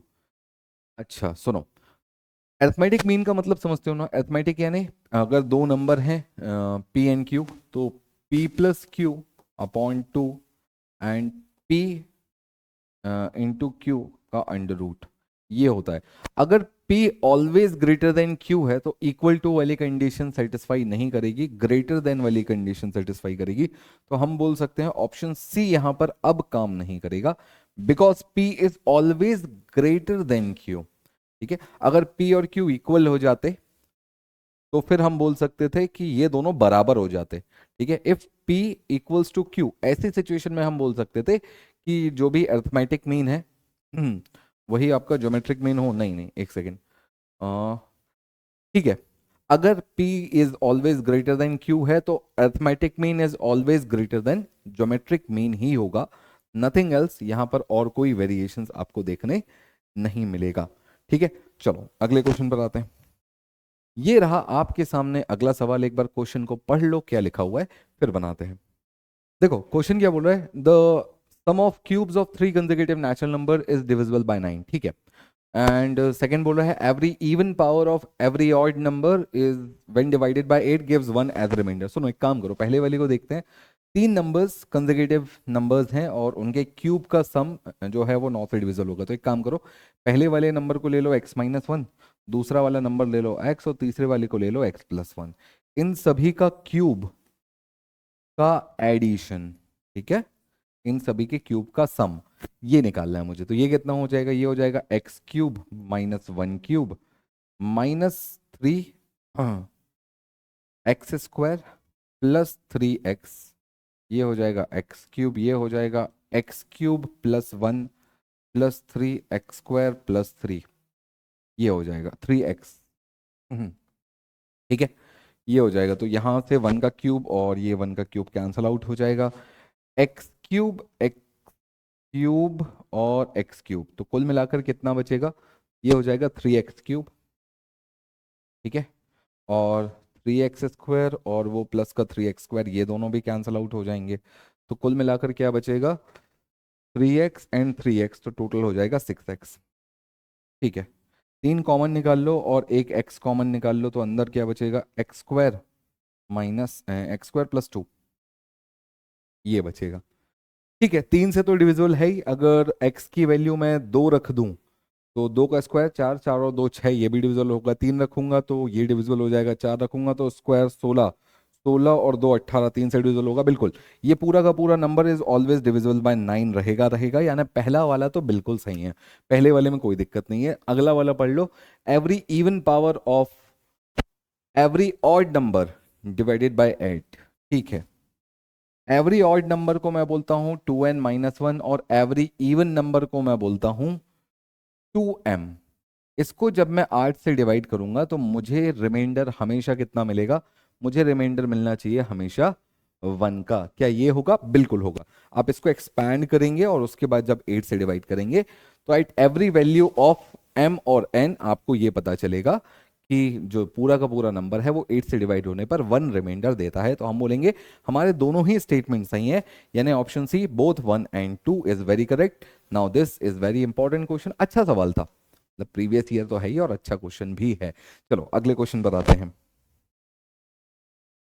बोल रहा है what is number of devices of 1000 excluding 1 and 1000। ठीक है, 1 और 1000 को हटाना है। 1000 को क्या बोल सकते हैं?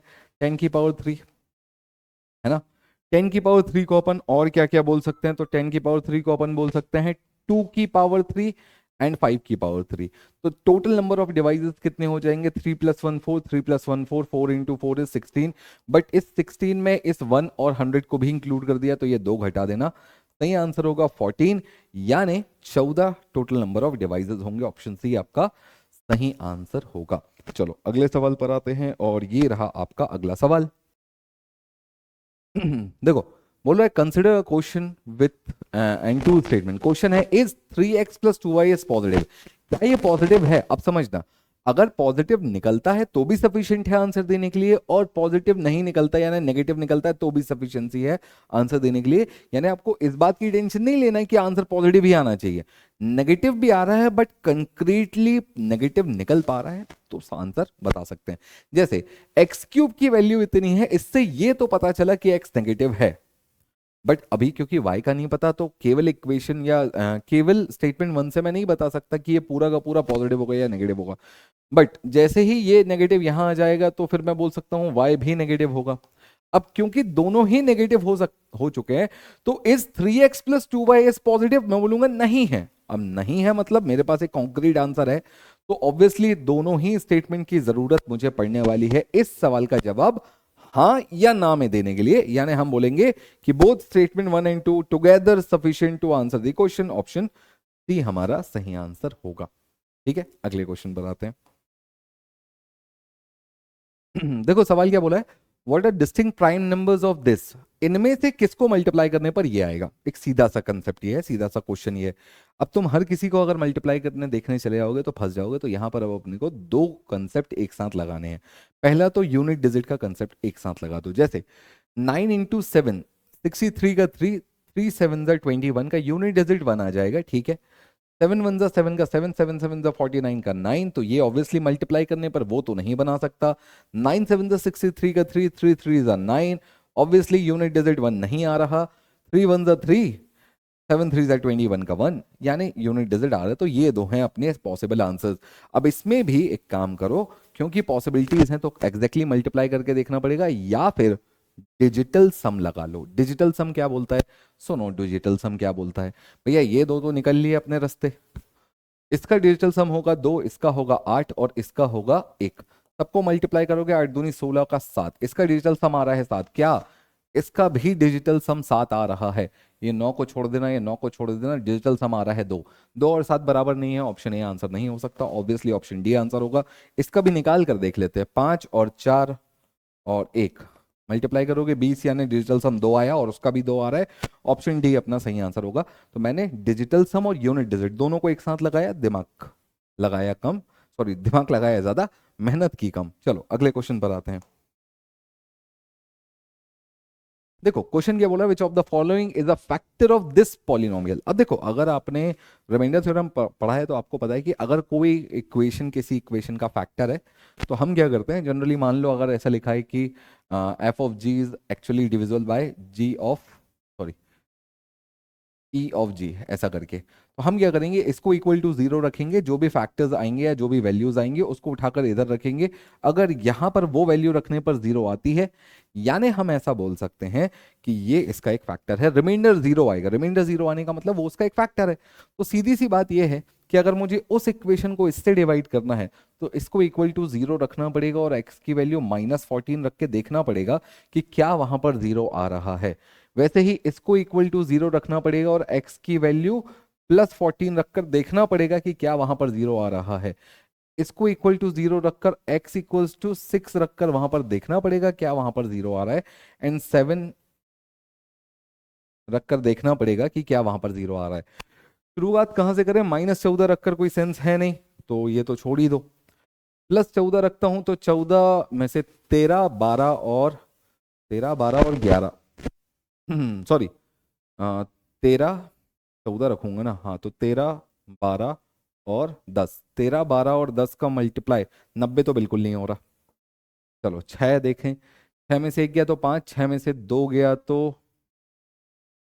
5, 4 और 2, हाँ 90 तो नहीं हो रहा। 7 रख के देख लेते हैं, 6, 6 में 7 में से 2 गया 5, 7 में से 4 गया 3, मल्टीप्लाई करेंगे कितना आएगा, हाँ 90 आ रहा है, बिल्कुल आ रहा है। सही आंसर होगा ऑप्शन डी। ठीक है, इस तरीके से इजीली आंसर निकाल सकते हैं। अब कई बार वो बाय लक भी होता है कि आपका पहला ऑप्शन ही फंस जाए जो कि एक्चुअली आपका आंसर दे दे। कभी कभी चौथे ऑप्शन तक भी कैलकुलेशन जाता है, तो क्या करेंगे। ठीक है, अगले क्वेश्चन पर आते हैं। देखो क्वेश्चन बोल रहा है what is the remainder after dividing this by 9। देखो 37 की पावर 1000 को अगर मैं 9 से डिवाइड करूंगा तो क्या मिलेगा। 9 का टेबल आता है, 9 4 36 होता है, तो यहां पर ये रिमाइंडर देगा 1, और फिर 1 की पावर में कुछ भी रख दो, रिमाइंडर तो 1 ही मिलेगा। ऑप्शन ए आपका सही आंसर होगा। Easy question. अगला क्वेश्चन आपकी स्क्रीन पर ये रहा। क्वेश्चन बोल रहा है if x is a negative real number then which of the following are not correct. Please इस बात पर ध्यान देना, आर नॉट करेक्ट मतलब अपने को गलत वाला निकालना है, मतलब जो गलत है उनको निकालना है। ठीक है, पहला वाला देखते हैं क्या बोला है कि there are some natural number के सच दैट x इंटू के। देखो कोई भी नेगेटिव नंबर के साथ अगर आप पॉजिटिव नंबर, क्योंकि नेचुरल नंबर है तो पॉजिटिव होगा, तो पॉजिटिव नंबर मल्टीप्लाई करोगे तो नेगेटिव ही मिलेगा, तो फर्स्ट वाला तो गलत है। फर्स्ट वाला गलत है, यानी अपने को ढूंढना है कि फर्स्ट वाला कहां पर मिलेगा, तो सभी में फर्स्ट है। ओके, सेकंड वाला देखते हैं। x² plus x is always greater than 0। देखो जरूरी नहीं है, मान लो मैं बोलूं कि x की वैल्यू -1 है, तो -1 का स्क्वायर +1, +1 -1 0, तो +1 -1 0 हो गया, तो वो तो ग्रेटर देन 0 हुआ ही नहीं, वो तो इक्वल टू 0 हो गया, तो सेकंड भी गलत है।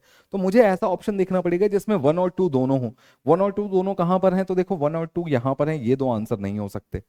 ठीक है, ये दोनों गलत वाले, अपन को गलत वाले ढूंढने हैं।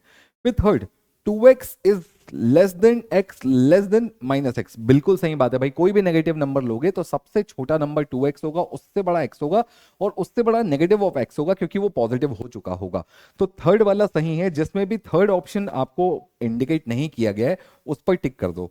तो थर्ड वाला ऑप्शन बी में नहीं है, यानी 1 2 and 4 are actually wrong numbers. ठीक है, चलो अगले क्वेश्चन पर आते हैं, और ये रहा आपका अगला सवाल। बोल रहा है the LCM of two prime numbers p and q is this. अच्छा देखो, जब भी दो नंबर्स का, दो प्राइम नंबर्स का एलसीएम बोले समझ जाना उनका मल्टीप्लीकेशन बोल रहा है, क्योंकि दोनों में कुछ भी कॉमन तो होता नहीं, तो HCF 1 हो जाता है। ठीक है, तो सिंपली वो कहना क्या चाह रहा है कि इन दोनों का HCF 1 है और P इंटू क्यू इतना है, जिसमें P बड़ा है Q छोटा है। Okay, what is the value of P minus Q. इतने से डेटा से ये वैल्यू कैसे निकलेगी। अच्छा ठीक है, चलो थोड़ा तिगड़म दिमाग लगाते हैं। सबसे पहले तो ये समझो P इंटू क्यू की वैल्यू है 2231। ठीक है, अगर दो नंबर्स का डिफरेंस ये है तो अपन एक नंबर को मान लो थोड़ी देर के लिए, Q को अपन Q माने, तो P को अपन Q प्लस 67 या तो ऐसा होगा, या Q इंटू क्यू प्लस 70 ऐसा होगा, या Q इंटू क्यू प्लस 74 ऐसा होगा, या Q इंटू क्यू प्लस 81 ऐसा होगा। ठीक है, इन दोनों का मल्टीप्लिकेशन कितना आना चाहिए, 2231 आना चाहिए। चलो थोड़ा सा यूनिट डिजिट पर कैलकुलेशन करते हैं। यूनिट डिजिट 1 कब आता है, यूनिट डिजिट 1 तब आता है जब आप 7 इंटू 3 यूनिट डिजिट में 7 3 हो तो 21 का 1 आएगा, या दोनों की यूनिट डिजिट में 1 1 हो तो 1 आ जाएगा, या दोनों की डिजिट यूनिट डिजिट में 9 9 हो तो 1 आ जाएगा। अब ध्यान से सुनना, मैं पूरा कैलकुलेशन एक्चुअली यूनिट डिजिट पर समझा रहा हूं आपको। यहाँ है 7, यहाँ है जो भी एक नंबर है, और यहाँ है वही नंबर। ठीक है, इनको मल्टीप्लाई करने पर या तो यूनिट डिजिट 1 1 आना चाहिए इन दोनों का, यानी अगर इसका यूनिट डिजिट 1 आ रहा है तो यहां पर भी 1 आना चाहिए। फॉर एग्जांपल 7 के साथ क्या जोड़ू कि 1 आए, तो 7 और 4 11 का 1 हो जाएगा, बट 4 यहां रखूंगा तो ये 1 1 तो नहीं हो रहा है। ठीक है, वैसे ही 2 यहां रखूंगा तो 7 और 2 9 आ जाएगा, बट यहां पर 2 रखने पर 9 तो नहीं हो रहे। ठीक है, तो उस हिसाब से अगर मैं देखूं तो 1 1, यहाँ अगर मैं 1 रखूंगा तो 1 और 1, हाँ यहाँ ये 1 1 वाली कंडीशन आ रही है, 9 9 वाली कंडीशन भी यहाँ आ रही है, तो ये एक हो सकता है। और अगर मैं देखूं यहाँ 7 लाना पड़ेगा, तो 7 यहाँ लाऊंगा तो 7, अच्छा ये तो रिवर्स वाली कंडीशन है, ठीक है।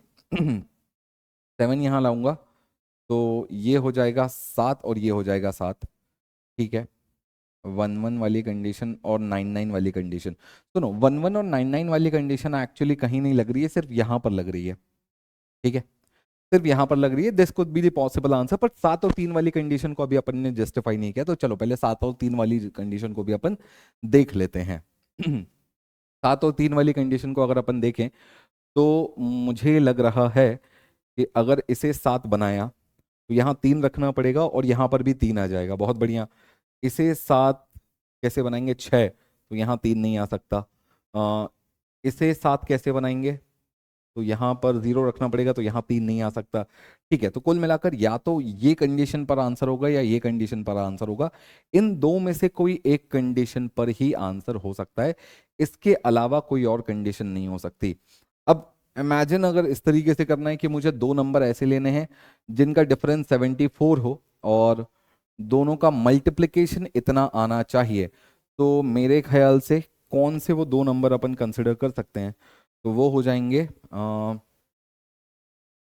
23 और 97, ऐसा कुछ देख सकते हैं, क्योंकि लगभग मल्टीप्लाई करने पर अपन पहुंचेंगे लगभग 2000 के आसपास, 2000 के आसपास पहुंचेंगे। अगर मान लो इसको थोड़ा सा कम ज्यादा कर दें, ये 1000 हो जाए, ये 20 हो जाए, तो 2000 के आसपास पहुंचेंगे अप्रोक्सीमेटली। तो लगभग ये आंसर होना चाहिए और यही आंसर होना भी चाहिए, ठीक है। 74 ऑप्शन सी अपना सही आंसर होगा। थोड़ा हिट एंड ट्राई वाला तरीका है ये, तो किसी को कन्वीनियंट लग सकता है, किसी को नहीं लग सकता, बट और कोई ऑप्शन है नहीं हिट एंड ट्राई के अलावा, ठीक है। अगले क्वेश्चन पर आते हैं। क्वेश्चन बोल रहा है 3 runners are running in a circular path, they complete one round in 20, 30 and 35 minutes respectively when they will meet next time at the starting point। Starting point पे दोबारा कब मिलेंगे, बहुत सिंपल है भैया, एलसीएम लेना शुरू करो।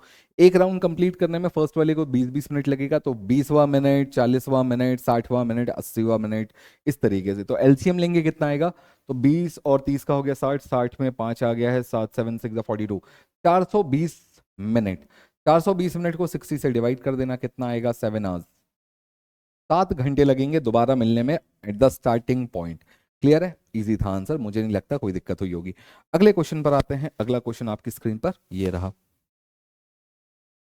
देखो बोल रहा है how many zeros are there in product of this. अब अगर आप इसको ध्यान से देखोगे तो आपको क्या समझ में आएगा कि नंबर ऑफ जीरोज निकालने हैं। नंबर ऑफ जीरोज कैसे निकलते हैं, 2 × 5 जितने टाइम्स भी मल्टीप्लाई होंगे उतनी बार जीरो निकलेगा। तो एक काम करते हैं, पहले अपन 10 के बारे में बात कर लेते हैं। भाई 50 की पावर 1 है, तो उसके पहले 40 की पावर 11 रही होगी, उसके पहले 30 की पावर 21 रही होगी, 20 की पावर 31 रही होगी और 10 की पावर 41 रही होगी। ऐसा कुछ हुआ होगा, है ना, ऐसा ही कुछ हुआ होगा। तो हम यहाँ पर ये बोल सकते हैं बेसिकली कि इसको तो अपन वैसा देख सकते हैं ना, ये 10 की पावर 1 है, ये 10 की पावर 11 है, ये 10 की पावर 21 है, ये 10 की पावर 31 है और ये 10 की पावर 41 है। भले ही इसके साथ 5 का मल्टीप्लाई हुआ है, इसके साथ 4 का मल्टीप्लाई, इसके साथ 3 का मल्टीप्लाई, इसके साथ 2 का मल्टीप्लाई, इसके साथ 1 का मल्टीप्लाई, पर अपने को तो नंबर ऑफ जीरोस कैलकुलेट करने से मतलब है। तो नंबर ऑफ जीरोस के लिए 10 की पावर जितनी भी है सबको ऐड अप कर लो, तो ये कितनी हो जाएगी, 1 1 1 1 1, टोटल हो गई 5, और 4 3 7 7 2 9, 9 2 11, 115, ठीक है। 115 बार 115 नहीं सॉरी, 4 3 7 7 2 9, 9 और 1 10, सॉरी 110, 105 बार हम बोल सकते हैं कि 10 की पावर 105, यानी 105 जीरो तो सिर्फ 10 10 के आए होंगे। अब अपने को ये देखना है कि 5 और 2 कितनी बार आए होंगे। तो देखो 5 कहाँ कहाँ आया होगा, 5 5 में आया होगा, 15 में आया होगा, 25 में आया होगा, इस तरीके से नंबर ऑफ प्लेसेस पर आया होगा, है ना। तो सुनो 48 के बाद ये हो जाएगा 4 की पावर 40, कम हो रहा है ना, 47 एंड 5 की पावर 46। तो सुनो 5 की पावर 46 हुआ होगा, ठीक है। फिर 15 की पावर फिर इसमें 10 बढ़ गया, 10 कम हुआ होगा, हाँ 10 कम हुआ होगा, तो ये हो जाएगा 36। फिर 25 की पावर हुई होगी 26, फिर 35 की पावर हुई होगी 26 का ये हो जाएगा 16, ठीक है 16 हुई होगी। और उसके बाद फिर 45 की पावर 6 हुई होगी, और 55 तो है ही नहीं, तो ठीक है अच्छी बात है ये तो। सुनो यहां पर 5 की पावर तो आपको दिख रही है 46, 15 में 5 की पावर 36, 3 निकाल लिया। यहां पर थोड़ा सा ध्यान देना, यहां पर 5 की पावर 52 हुई होगी, क्यों? क्योंकि 25 क्या है, 5 का स्क्वायर है, तो 5 की पावर 52 हुई होगी। यहां पर 5 की पावर ही 16 रही होगी, और यहां पर 5 की पावर कितनी हुई होगी, 6 हुई होगी। तो चलो अब अगर सबकी पावर्स को ऐड कर लूं 5 की, तो कितना मिलेगा, 6 और 6 12, 12 2 14, 14 और 6 20, 20 6 26 का 6, 2 कैरी हो जाएगा, 2 और 1 3, 3 और 5 8, 8 3 11, 11 और 4 15, 156। एक बार सबको फिर ऐड करके देख लो 156 आता है या नहीं। 156 नहीं, 157, सॉरी 157। क्या सारे जीरो सही निकले हैं? एक बार वापस से चेक कर लो। 46, 36, 26, 16 एंड 6 बिल्कुल सही आए हैं, यहाँ तक तो कोई दिक्कत नहीं है, ठीक है। उसके बाद अपन ने क्या देखा है कि सबको 5 की पावर ऐड करनी पड़ेगी, तो 46, 36, 26, 16 6, ठीक है। छः छः छः छः छः चौके, छः पंजे 30, 30 और 2 32 का 2, ओके। 6 6 12, 12 2 14, 14 6, ठीक है। कहीं पर एक अपन मिस कर रहे हैं क्या? 5 की पावर 46, हाँ सही है, बस अपन एक चीज मिस कर रहे हैं। अच्छा, 50 को भी तो कंसिडर करना पड़ेगा, ठीक है। तो 50 का जो 5 है, ये इसको अपन यहाँ कंसिडर कर सकते हैं, हालांकि ऊपर भी कर सकते थे, पर चलो यहाँ कर लेते हैं। ये एक 5 किसका, 50 का, ये अपना यहाँ पर अपन को कंसिडर करना पड़ेगा, ठीक है। अब सुनो, यहाँ पर टोटल जोड़ेंगे तो ये हो जाएगा 157। तो कुल मिलाकर कितने जीरोस हो गए, तो 105 और 157। आप बोलोगे सर दो को क्यों कैलकुलेट नहीं किया? क्योंकि दो ऑलरेडी बहुत सारे हैं, तो दो को कैलकुलेट करने की जरूरत भी नहीं है।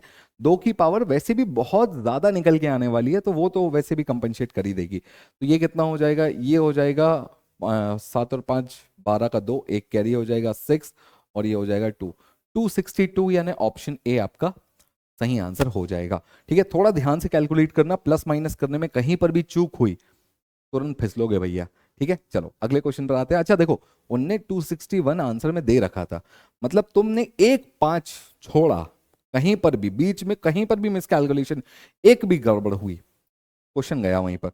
अगले सवाल पर आ जाओ, ये रहा।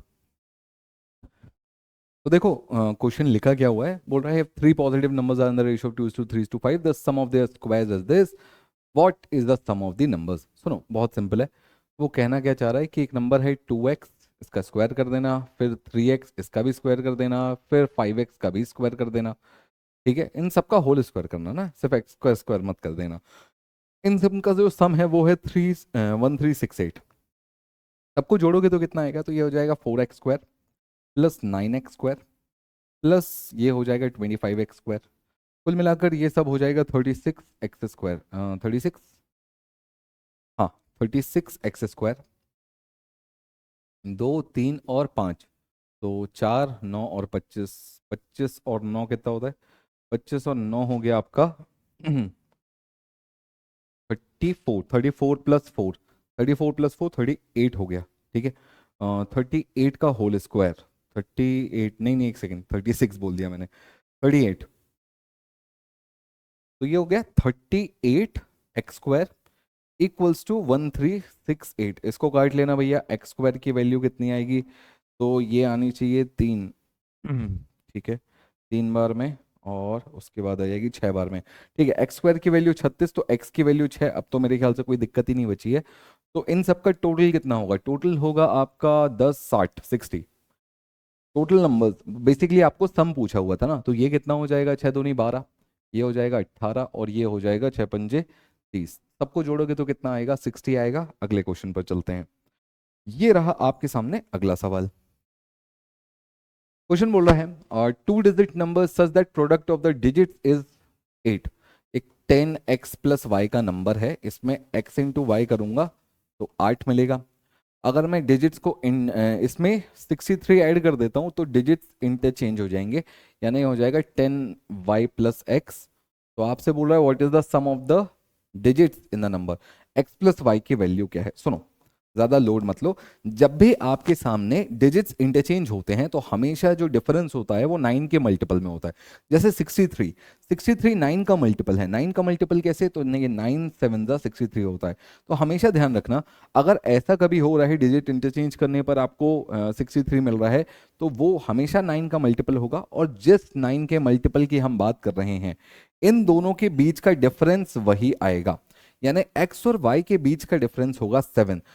और ऐसे दो नंबर बताओ जिनके बीच का डिफरेंस 7 हो, मल्टीप्लाई करने पर 8 आए, तो बोलेंगे 1 and 8, डिफरेंस भी 7 आ गया। तो दोनों का सम कितना हो जाएगा, दोनों का सम हो जाएगा 9, ऑप्शन डी, कहानी खत्म। हमेशा इस कंसेप्ट को याद रखना कि कभी भी आपसे बोले ना कि सपोज कोई भी नंबर, कोई भी दो डिजिट का नंबर लो, 23 एंड 32 में कितने का डिफरेंस है, देखो 9 का डिफरेंस है कि नहीं है, मतलब बड़ा नंबर पहले ले लेना, 32 और 23, डिफरेंस 9 का है ना। क्यों? क्योंकि इन दोनों के बीच का 1 का डिफरेंस है। तो इस 1 के डिफरेंस को 9 से मल्टीप्लाई कर देना, तो आपको इसके रिवर्स यानी डिजिट इंटरचेंज करने पर कितने का डिफरेंस आएगा वो पता चल जाएगा।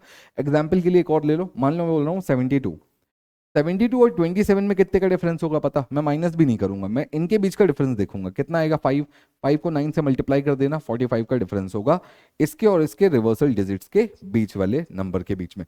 ठीक है, अगले क्वेश्चन बताओ।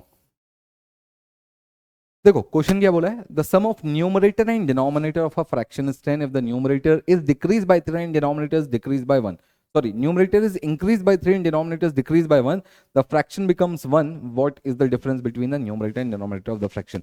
सुनो, बढ़िया सवाल है, अच्छा सवाल, जबरदस्ती शब्दों में घुमाने की कोशिश की गई। उसने बोला अगर न्यूमरेटर और डिनोमिनेटर का सम 10 है तो मैं बोल सकता हूं कि अगर न्यूमरेटर x है तो डिनोमिनेटर 10 माइनस एक्स होगा।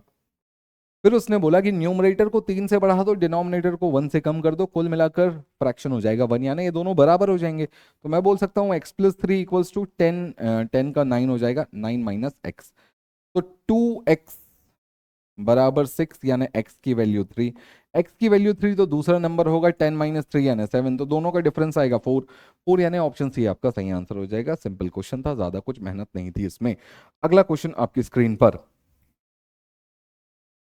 क्वेश्चन बोल रहा है the number 413283p759387 is divisible by 13 then the value of p।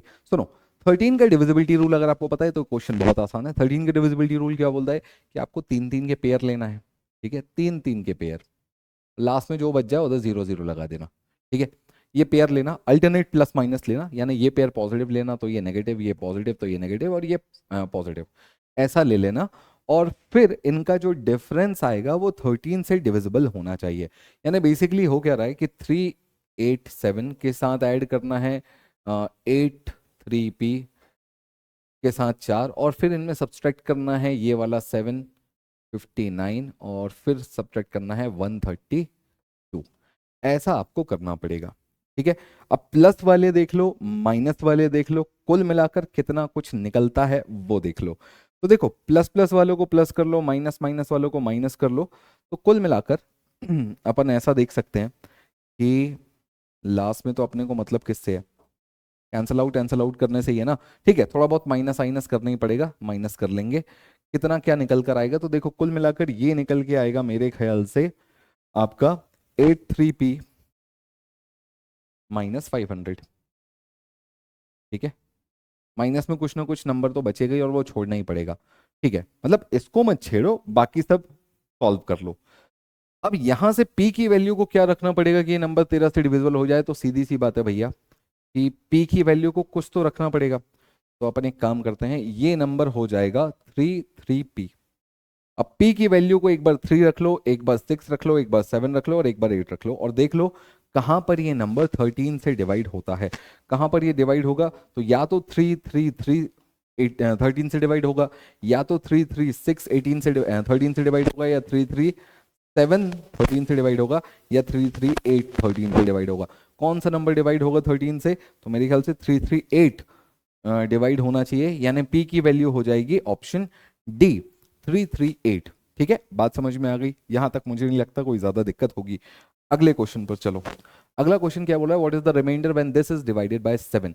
सुनो, अगर ये मुझे 7 से डिवाइड करना है तो सबसे पहले थोड़ा सा मेरे को लॉजिकल खेलना पड़ेगा। क्या, ये जो 2 की पावर लिखी हुई है इतना बड़ा, कितना बड़ा लिखा हुआ है, 10 लाख। ठीक है, तो एक काम करो, 2 की पावर इसे बनाओ 9 लाख, 9 लाख 999, 9 लाख, 9 लाख 99,999 और इनटू में एक 2 की पावर 1 कर देना। ठीक है, अब इसे यहां से 3 कॉमन ले लेना, तो ये हो जाएगा 2 की पावर 3 की पावर, ये कितना हो जाएगा 3 इंटू 2 की पावर 1, ये हो जाएगा 8 की पावर 3 इंटू 2 की पावर 1। इस पूरे को डिवाइड करना है 7 से, यहां पर डिविजिबिलिटी रूल के हिसाब से 1 आएगा, 1 की पावर कुछ भी रखोगे 1 आएगा, इंटू 2, 2/7 में रिमाइंडर आ रहा है 2। ऑप्शन बी आपका सही आंसर होगा बिना किसी तकलीफ के। अगला सवाल आपकी स्क्रीन पर ये रहा। सवाल बोल रहा है, consider the pair of prime numbers n and m between 50 and 100 और एन और एम और एन के बीच का डिफरेंस 6 होना चाहिए। इजी क्वेश्चन है, ज्यादा दिमाग नहीं लगाना। सबसे पहले ये देखो कि प्राइम नंबर्स कितने हैं 50 to 100 के बीच में। कैलकुलेट करना, मतलब कैलकुलेट क्या करना आपको, पहली बात तो याद होना चाहिए कहाँ से शुरू होंगे। तो ये हो जाएगा 53, ठीक है, 59, 53, 59, 61, ठीक है, 61 के बाद आ जाएगा 67, 67 के बाद आ जाएगा 71, फिर 73, 73 होता है कि नहीं होता है 73, हाँ होता है 79, 79, 83, फिर 83 के बाद 87 नहीं होता, 89 एंड 97, 89 एंड 97। कुछ छूटा तो नहीं है, एक बार क्रॉस चेक कर लो, 53, 57, 61, 67, 71, 73, 79, हाँ ठीक है, सब क्लियर है। उसने क्या बोला कि दोनों के बीच में 6 का डिफरेंस होना चाहिए। अब बस आप ये देख लो कि कितनी बार पेयर्स के बीच में 6 का डिफरेंस निकल रहा है। जैसे यहाँ पर 6 का डिफरेंस निकल रहा है, यहाँ पर 6 का डिफरेंस निकल रहा है। अब यहाँ पर 6 का डिफरेंस नहीं निकल रहा है, ठीक है, यहाँ पर भी 6 का डिफरेंस निकल रहा है, 83 एंड 89 के बीच में भी 6 का डिफरेंस निकल रहा है। तो कुल मिलाकर कितने पेयर बने, 4 पेयर बने, 5 नहीं बनेंगे, 4 बनेंगे, ध्यान रखना इस बात का। ठीक है, इजी क्वेश्चन था। अगले क्वेश्चन पर आते हैं। क्वेश्चन बोल रहा है, how many terms are there in the following product. बहुत बढ़िया, इतना सिंपल क्वेश्चन है बट लॉजिक पता होना चाहिए। जैसे यहाँ पर पहले में 3 टर्म है, यहाँ 4 टर्म है और यहाँ पर 5 टर्म है, तो टोटल कितने टर्म्स आएंगे, तो आप बोल देना सीधा 60 टर्म्स आएंगे, दैट्स इट। ऑप्शन डी आपका सही आंसर हो जाएगा। ये टोटल नंबर ऑफ टर्म्स निकालने के तरीके हैं। ठीक है, जबरदस्ती बाइनोमियल थ्योरम पे मत पहुंच जाना, वहां कैलकुलेशन अपने को नहीं करना है। ठीक, अगले क्वेश्चन पर आओ। अच्छा, वैसे ही यहाँ पर अगर मैं देखूं कि अगर ये इक्वेशन नहीं होती तो कितना होता, तो 4 थी 12 टर्म्स होते। तो अगर आपने कभी ध्यान दिया होगा कि ए प्लस बी इंटू ए प्लस बी का होल स्क्वायर जब लगता है तो 4 टर्म्स निकल के आते हैं। ठीक है, चलो। तो क्वेश्चन बोल रहा है, what is the reminder when this is divided by 6। बहुत बढ़िया, बहुत सुंदर। कितना है डिवाइडेड बाय 6, तो बोल रहा है 27 की पावर 27 माइनस 15 की पावर 27।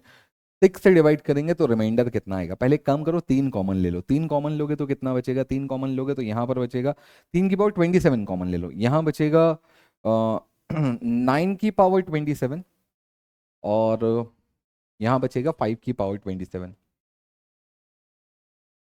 ठीक है, ऐसे ही कुछ बचेगा। ठीक है, 9 का स्क्वायर होता है 81, सॉरी 9 का क्यूब निकालना पड़ेगा ना फिर तो। ठीक है, बट ये तो 2 से कैंसिल आउट हो ही जाएगा, तो 3 से तो एक गया, 2 की बात करूंगा तो 2 पर यहाँ पर भी +1 रिमाइंडर बचेगा, यहाँ पर भी +1 रिमाइंडर बचेगा, 1 - 1 0 हो जाएगा, तो रिमाइंडर 0 आएगा भैया, 0 आएगा। 3 से ये गया, 2 बचेगा, तो 2 का रिमाइंडर यहाँ भी 1, यहाँ भी 1, खत्म हो गया, 0 रिमाइंडर आएगा। ऑप्शन है आपका सही आंसर होगा। इतना लंबा सवाल था नहीं जितना अपन समझ रहे थे, सिंपल क्वेश्चन था। ठीक है, अगला क्वेश्चन आपकी स्क्रीन पर। एक और इजी क्वेश्चन पूछ रहा है, what is the unit digit in expansion of this.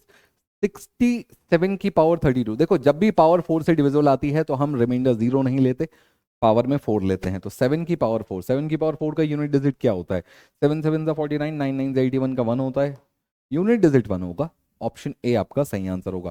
Simple and easy question. अगला क्वेश्चन देखो।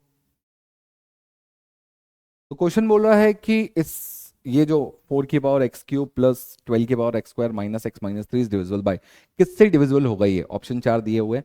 तो चलो इसको एक्सपेंड करते हैं। अगर मैं एक्स माइनस थ्री है तो 4 एक्स क्यूब में से 4 एक्स स्क्वायर कॉमन निकाल लूँ तो अंदर बचेगा एक्स, इधर बचेगा +3, -1 कॉमन निकाल लूँ तो एक्स माइनस थ्री बचेगा। अब इसमें से एक्स माइनस थ्री कॉमन निकाल लेता हूँ, सॉरी एक्स प्लस थ्री बचेगा, तो एक्स प्लस थ्री कॉमन निकाल लेता हूँ, अंदर बचेगा 4 एक्स स्क्वायर -1। 4 एक्स स्क्वायर को और तोड़ सकता हूँ 2 एक्स+1 एंड 2 एक्स-1 में। ठीक है, किस किस से डिवाइड होगा? तो 2 एक्स+1 से होगा, 2 एक्स-1 से होगा और एक्स प्लस थ्री से। इस इन दोनों से तो हो ही जाएगा, तो कोई दिक्कत नहीं है, x+3 से भी होगा। सही आंसर ऑप्शन सी होगा। अगला क्वेश्चन देखो। तो क्वेश्चन बोल रहा है which one of the following fraction will have the minimum change in its value if 3 is added to both the numerator and denominator of all the fractions. देखो अब ये जो क्वेश्चन है ना, ये वैसे तो नंबर सिस्टम का क्वेश्चन है, बट मैं इसको बोलूंगा थोड़ा सा फ्रैक्शन के हिसाब से समझना।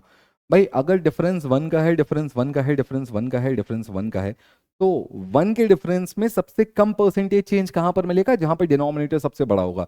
1/6 का परसेंटेज चेंज सबसे कम होता है ना, फ्रैक्शन वाइज भी सबसे कम ही होगा। तो अगर दोनों में तीन तीन ऐड कर रहे हो तो मेरे ख्याल से तो भी कोई फर्क नहीं पड़ेगा, दोनों में तीन तीन ऐड कर दोगे तो ये 5/8 हो जाएगा। ये तीन ऐड करना ना, 6/10 हो जाएगा, सॉरी 6/7 हो जाएगा। ठीक है, ये हो जाएगा 7/8, ये हो जाएगा 8 और 5 और 3 8/9। तब भी आप ध्यान से देखो तो यहां पर सबसे कम परसेंटेज चेंज आ रहा है। ठीक है, मेरे ख्याल से बात समझ में आ गई होगी। अगले क्वेश्चन पर आते हैं। अगला क्वेश्चन देखो क्या लिखा हुआ है, 1/1 × 2 प्लस 1/2 × 3 प्लस 1/3 × 4 ऐसे करके अप टू कहाँ तक जाना है? अरे ये तो बहुत सिंपल क्वेश्चन हो गया। एन की वैल्यू कितनी होगी? 99 होगी, 99 होगी। मतलब ये तो बचपन में किया हुआ है और इतनी बार इस क्वेश्चन को किया है कि क्या ही बताऊं, कि अब तो ये रट गया है। एन की वैल्यू कितनी होगी? 99 होगी। इतनी बार इस क्वेश्चन को किया है। ध्यान से देखो, इस टाइप के क्वेश्चन का सबसे सटीक आंसर क्या होता है? मान लो आपको यही क्वेश्चन दिया होता 99 × 100 तक, तो सही आंसर होता 1/1 1 - 100 ऐसा करके। ठीक है, तो ये कितना होता? 99/100 होता। जब भी आप इस टाइप के क्वेश्चन बनाते हो तो सबसे पहला सवाल यही होता है मेरे ख्याल से। ठीक है, तो ये तो अभी तक रट जाना चाहिए। चलो अगले क्वेश्चन पर आते हैं। ये रहा अगला सवाल। क्वेश्चन बोल रहा है the sum of reciprocal of two alternate numbers, two alternate natural number is this, what is the sum of numbers? सुनो, बहुत ही बढ़िया सवाल है। क्वेश्चन को थोड़ा ध्यान से देखोगे तो आपको पता चलेगा, अगर ये अल्टरनेट नंबर्स हैं तो अल्टरनेट नंबर्स में पक्का कुछ ऐसा हुआ होगा कि हम बोल सकते हैं जहां पर कि एक नंबर अगर x है तो दूसरा x+2 होगा। अल्टरनेट बोला ना, एक छोड़कर एक। ठीक, अब अगर मैं इसको भी सॉल्व करूं तो यहां पर क्या दिखाई देगा? तो ये हो जाएगा x+2x+2 अपॉन x × x+2। अब देखो, पक्का कुछ ऐसा हुआ होगा कि दो से दो कहीं ना कहीं यहां पर ये एक नंबर कैंसल आउट कुछ ना कुछ या तो हुआ होगा। अगर ये ऑड नंबर भी होंगे तो भी दिक्कत है, 24, बट 24 का ऑड नंबर नहीं आ सकता। ठीक है ठीक है, कोई बात नहीं, काम करते हैं, इसको ही सॉल्व करते हैं। तो 2 × x+1 अपॉन x × x+2, इसकी वैल्यू अगर उसने 7/24 बताई है तो पहली बात तो ये पक्का रेशियो है, और अगर ये रेशियो है तो इनके मल्टीपल्स में ही आंसर होगा कुछ ना कुछ। अगर ये मल्टीपल्स दो का मल्टीपल चल रहा है, क्योंकि यहाँ पर दो मुझे दिख रहा है, तो दो का मल्टीपल होगा तो यानी ये नंबर एक्चुअली कहीं ना कहीं 14 और ये 48 होना चाहिए। तो क्या दो ऐसे नंबर आपको याद आ रहे हैं जिनको मल्टीप्लाई करने पर 48 आए और ऐड करने पर 14 आए? ऐसा कुछ याद आ रहा है? तो 8 8 6 × 48 होता है और दोनों को जोड़ने पर 14 भी आता है। यानी वो दो नंबर 8 और 6 होंगे और 8 और 6 को ऐड करने पर आपको 14 मिलेगा। इतने की गारंटी मैं देता हूँ कि 8 और 6 को जोड़ने पर 14 आता है। ठीक है, समझ में आ गया मेरे ख्याल से। अब अपन इसको क्वाड्रेटिक इक्वेशन वाइज भी पूरा सॉल्व कर सकते थे, but it will take time और वो जबरदस्ती लंबा हो जाएगा। ठीक है, अगला क्वेश्चन ये रहा। तो देखो क्वेश्चन बोल रहा है N is any natural number when 5 की power 2n - 1 is divisible by how many natural number. इस टाइप के क्वेश्चन में ना कभी भी मिनिमम साइड पूछा करें ना तो एन की वैल्यू को मिनिमम रख दिया करो, और याद रखना एन की मिनिमम वैल्यू 1 होती है हमेशा। तो ये हो जाएगा 25, 25 में से गया 24, 24 के कितने फैक्टर्स होते हैं भाई? 24 के टोटल 8 फैक्टर्स होते हैं। कौन कौन से, याद है कि नहीं है? 1 होता है, 2 होता है, 3 होता है, 4 होता है, 6 होता है, 8 होता है और खुद 24 भी होता है। ठीक है, और कुछ छूट गया क्या? 1 2 3 4 5 6 7 8 12, 12 छूट गया यार। तो 12 छूट गया, 24। ऐसे करके कितने निकलते हैं? टोटल 8 फैक्टर्स निकलते हैं, तो ऑलवेज 8 नंबर से तो ये होगा ही होगा। अगले क्वेश्चन पर आते हैं। अगला सवाल आपकी स्क्रीन पर ये रहा। जरा एक बार इस सवाल को पढ़ो इत्मीनान से। मैं बोलूंगा एक बार वीडियो पॉज करो और फिर बनाओ, ठीक है? देखो सवाल है एवरेज का और बहुत प्यारा सवाल है। बोल रहा है P is mean of M observation. तो अपन ऐसा बोल सकते हैं टोटल हो गया पी इंटू एम, है ना? फिर Q is mean of N observation, total हो गया Q into N, where Q is always greater than P। तो अपन ये भी बोल सकते हैं भैया कि इसका टोटल हमेशा इससे ज्यादा ही होगा, ये बात तो क्लियर है। फिर वो बोल रहा है इफ द कंबाइन, अच्छा वो n और m की वैल्यू पर भी डिपेंड करता, मानता हूं मैं। If the combine mean of m plus n, अब अगर मैं थोड़ी देर के लिए m और n को इक्वल ले लूं तो यहां पर क्या क्या कंडीशंस बन सकती हैं? Combine mean of m and n is c, ठीक है? तो c into M plus N, ये हो गया। Which one of the following is correct, इनमें से कौन सी बात करेक्ट होगी? ये ए और बी वाले को तो सुनना और देखना भी नहीं है, क्योंकि सिर्फ ये बोलना है या सिर्फ ये बोलना ऑब्वियसली कहीं ना कहीं गलत साउंड कर रहा है। अपन को एक पूरा होलसम रिलेशन बताना पड़ेगा। इसमें भी आप अगर ध्यान से देखोगे तो उसने साफ बोला हुआ है कि जो क्यू है वो ग्रेटर देन पी है। तो जो सी होगा वो ऑब्वियसली इनके कहीं बीच में आएगा। एवरेज का नियम तो हम सभी लोग जानते हैं, एलिगेशन भी हमने थोड़ा बहुत पढ़ा है। तो रेशियो के हिसाब से भी देखें तो जो सी की वैल्यू है या इनका जो जो भी एवरेज आएगा वो इन दोनों के कहीं ना कहीं बीच में ही आएगा। और उसमें भी क्यू की वैल्यू बड़ी है, तो हम बोल सकते हैं कि Q is greater than equal to C is greater than equal to P. या हाँ, basically Q is greater than equal to C and C is greater than equal to P. और ये कब होगा? जब एम और एन बराबर हो जाएंगे, तो फिर वो इक्वल टू वाली कंडीशन वहां पर भी लगने लगेगी। ठीक है, इक्वल टू वाली कंडीशन इंपॉर्टेंट है क्योंकि ऐसा हो सकता है अभी P Q R M, P Q C M N की वैल्यूज जो है वो डिस्क्लोज नहीं है, that can be equal also. ठीक है, इसलिए इक्वल टू वाली कंडीशन भी अपन ने रखी है। ऑप्शन सी सही आंसर होगा, ज्यादा दिमाग लगाने की जरूरत है नहीं, इजी क्वेश्चन था। कंसेप्चुअल क्लैरिटी होगी तो बहुत इजीली समझ में आ जाएगा। अगला क्वेश्चन देखो। तो क्वेश्चन बोल रहा है x cube plus x square plus 16 is exactly divisible by x. ठीक है, ये पूरा का पूरा नंबर एक्स से डिविजिबल है। तो एक्स क्यूब, एक्स स्क्वायर, 16, ये सब एक्स से डिविजिबल है। ये दो तो एक्स से डिविजिबल हो ही जाएंगे। 16 का बस मुझे सोचना है कि जो नंबर या जो एक्स है वो 16 से डिविजिबल होना है, मतलब बेसिकली वो 16 का कोई फैक्टर होना, अरे हाँ 16 के फैक्टर होना चाहिए। तो बोल रहा है द नंबर ऑफ पॉसिबल, अरे 16 के फैक्टर निकाल लो, जो भी 16 के फैक्टर होंगे वही उतने ही पॉसिबल वैल्यू ऑफ एक्स निकल पाएगी। तो बेसिकली 1 2 4 8 16 हो गया। कितने पॉसिबल वैल्यूज हैं? 5। ऑप्शन से ही टिक लगाओ, आंसर, आगे बढ़ो। ठीक है, कभी कभी अपने आप से बात करने में भी कुछ ऐसी बातें निकल के आ जाती हैं। अगले क्वेश्चन पर आते हैं। तो क्वेश्चन बोल रहा है the number of A B C where A B are C are positive number such that A into B into C equals to 30। A into B into C equals to 30 ऐसा कितनी बार होगा? तो एक काम करो, ए बी सी तीनों अलग अलग नंबर है। अब ये मेरे को थोड़ा सा परमिटेशन भी लग रहा है। चलो एक काम करते हैं, ए बी सी कब बनेगा? ए बी सी बनेगा 1 इंटू 2 इंटू 15 पर, या 1 इंटू 3 इंटू 10 पर, और कहीं बन सकता है क्या? 2 से गया, 3 से गया, और भी कहीं बन सकता है क्या? क्या 1 इंटू 30 को कंसिडर करना नहीं? अरे 5 और 6 भी तो है, 1 इंटू 5 इंटू 6। ठीक है, ये तीन कंडीशन बनती है। और अगर मैं बोल दूं कि 1 2 3 कंडीशन है तो गलत हो जाएगा। बेसिकली ए बी और सी की वैल्यूज पता करनी है। अच्छा, ए की वैल्यू 2 भी हो सकती है। अच्छा परम्यूटेशन, हाँ लग रहा है, सुनो। यहां पर possible values of A B C क्या हो सकती है? 1 2 एंड 15, बट ये आपस में जब शफल होंगे तो टोटल कितने कॉम्बिनेशन बन सकते हैं? 3 फैक्टोरियल या 6 कॉम्बिनेशन यहां पर बन सकते हैं। 6 कॉम्बिनेशन यहां पर बन सकते हैं 3 फैक्टोरियल के, है ना? और 3 फैक्टोरियल के 6 कॉम्बिनेशन यहां पर बन सकते हैं। इस हिसाब से देखेंगे तो कुल मिलाकर ऐसा कुछ बन सकता है। और 2 इंटू 3 इंटू 5 भी तो बोल सकते हैं ना अपन, 2 इंटू 3 इंटू 5। यहाँ के भी 3 फैक्टोरियल यानी 6 कॉम्बिनेशन बन सकते हैं। और सोच लो, एक एक एक तो करके देख लिया, दो दो दो करके देख लिया, तीन तीन भी देख लिया। हाँ मेरे ख्याल से और कॉम्बिनेशंस नहीं बन पाएंगे, मतलब और फ्रेश कॉम्बिनेशंस नहीं बन पाएंगे। बाकी जो भी कॉम्बिनेशंस होंगे कहीं ना कहीं इन्हीं नंबर्स के बीच में ही निकल के आएंगे। तो टोटल अपन बोल सकते हैं 6 4 24। 6 4 24। क्या कोई और कॉम्बिनेशन भी बच रहे हैं क्या? कुछ और कॉम्बिनेशंस भी बच रहे हैं क्या? पक्का कुछ छूट रहा होगा। क्या छूट रहा है, क्या छूट रहा है, क्या छूट रहा है? चलो एक बार देख लेते हैं। हाँ, एक छूट रहा है, कौन सा पता? 1 1 30। 1 1 30 का कॉम्बिनेशन भी छूट रहा है।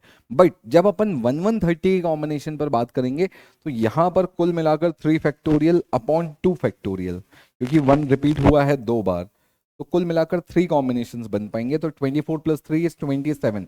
टोटल नंबर ऑफ कॉम्बिनेशंस 27 बनेंगे। ठीक है। अब जिसको ये समझ में नहीं आया कि 3 फैक्टोरियल अपॉन 2 फैक्टोरियल कैसे हुआ भैया, परम्यूटेशन कॉम्बिनेशन, थोड़ा सा समझना पड़ेगा। जहां पर अगर 2 नंबर रिपीट होते हैं आउट ऑफ 3 नंबर, तो टोटल कॉम्बिनेशन बनते हैं 3 फैक्टोरियल अपॉन 2 फैक्टोरियल। ठीक है। अगला क्वेश्चन ये रहा। तो क्वेश्चन बोल रहा है if I is a² + b² + c², और ऐसा है। अच्छा यहाँ पर मैंने एक गलत पढ़ दिया कि A B and C are not consecutive numbers, A and B are consecutive numbers. तो इस बात का ध्यान रखना। तो सुनो, अगर मैं ऐसा देखूं कि A and B are consecutive numbers, तो अपन ऐसा बोल सकते हैं क्या कि ए अगर x है तो b x+1 है, तो c होगा x × x+1। तो a² का मतलब हो जाएगा x², b² का मतलब हो जाएगा x+1 का होल स्क्वायर, और c² का मतलब हो जाएगा x² × x+1 का होल स्क्वायर। अरे बाप रे, ये तो दिक्कत वाले मामले हो जाएंगे। ठीक है ठीक है ठीक है, टेंशन नहीं। एक काम करते हैं, ये कैसे सॉल्व होगा? चलो ए बी को 1 लेते हैं, रैंडम वैल्यूज पुट करना शुरू करते हैं। अल्टरनेट बेसिकली अपन को नंबर्स ही तो लेने हैं ना। 1 एंड 2 ले लो, ठीक है। तो सी की वैल्यू हो जाएगी 3। तो 1² 1 2² इज 4, 3² इज 9। तो ये कितना हो जाएगा? 14। ए की वैल्यू 1, बी की वैल्यू 2, अरे नहीं सी तो 2 होगा ना, 1 × 2, सी हो जाएगा 2। तो ठीक है, 1 + 4 + 4, 9, 9। तो an even number and it's not an square of integer, नहीं 9 आया है तो ये तो काम नहीं करेगा। Odd number and it's not a square of N integer, square तो दिख रहा है भले ही ऑड नंबर है, तो क्या हुआ? Square of an even integer, ये इवन का स्क्वायर तो नहीं है, एक ही बचा option, square of an odd number. ठीक है। चलो, आई थिंक बहुत सारे क्वेश्चंस हमने यहाँ पर किए, और कोशिश थी हमारी आज के सेशन में कि जितने ज़्यादा लेटेस्ट क्वेश्चंस आपसे प्रैक्टिस में लाए जाएं उतना ज़्यादा अच्छा है। बहुत लंबा सेशंस नहीं रख सकते क्योंकि आपके टाइम की वैल्यू हमें पता है, बहुत ज़्यादा टाइम बचा नहीं है, तो कहीं ना कहीं आपको एक सेल्फ स्टडी के लिए भी टाइम चाहिए। हमारी ये कोशिश थी कि आपको लास्ट मोमेंट पर कुछ ऐसे क्वेश्चंस की झलक दिखा दी जाए जो कि कहीं ना कहीं एग्जाम्स में रिसेंटली पूछे हुए, ताकि आपकी स्ट्रैटेजी कहीं ना कहीं उस वे में उस तरीके से डेवलप हो पाए कि जैसा ट्रेंड चल रहा है वैसे आपके क्वेश्चंस रेडी हो पाए। और यही हमारी आज की कोशिश थी। आई होप आप सभी को सेशन पसंद आया होगा, कुछ ना कुछ नया सीखने सुनने समझने मिला होगा। मैं मिलता हूं आपसे अगले वीडियो में, तब तक keep studying, stay safe, thank you, tata bye bye, take care, जय हिंद दोस्तों।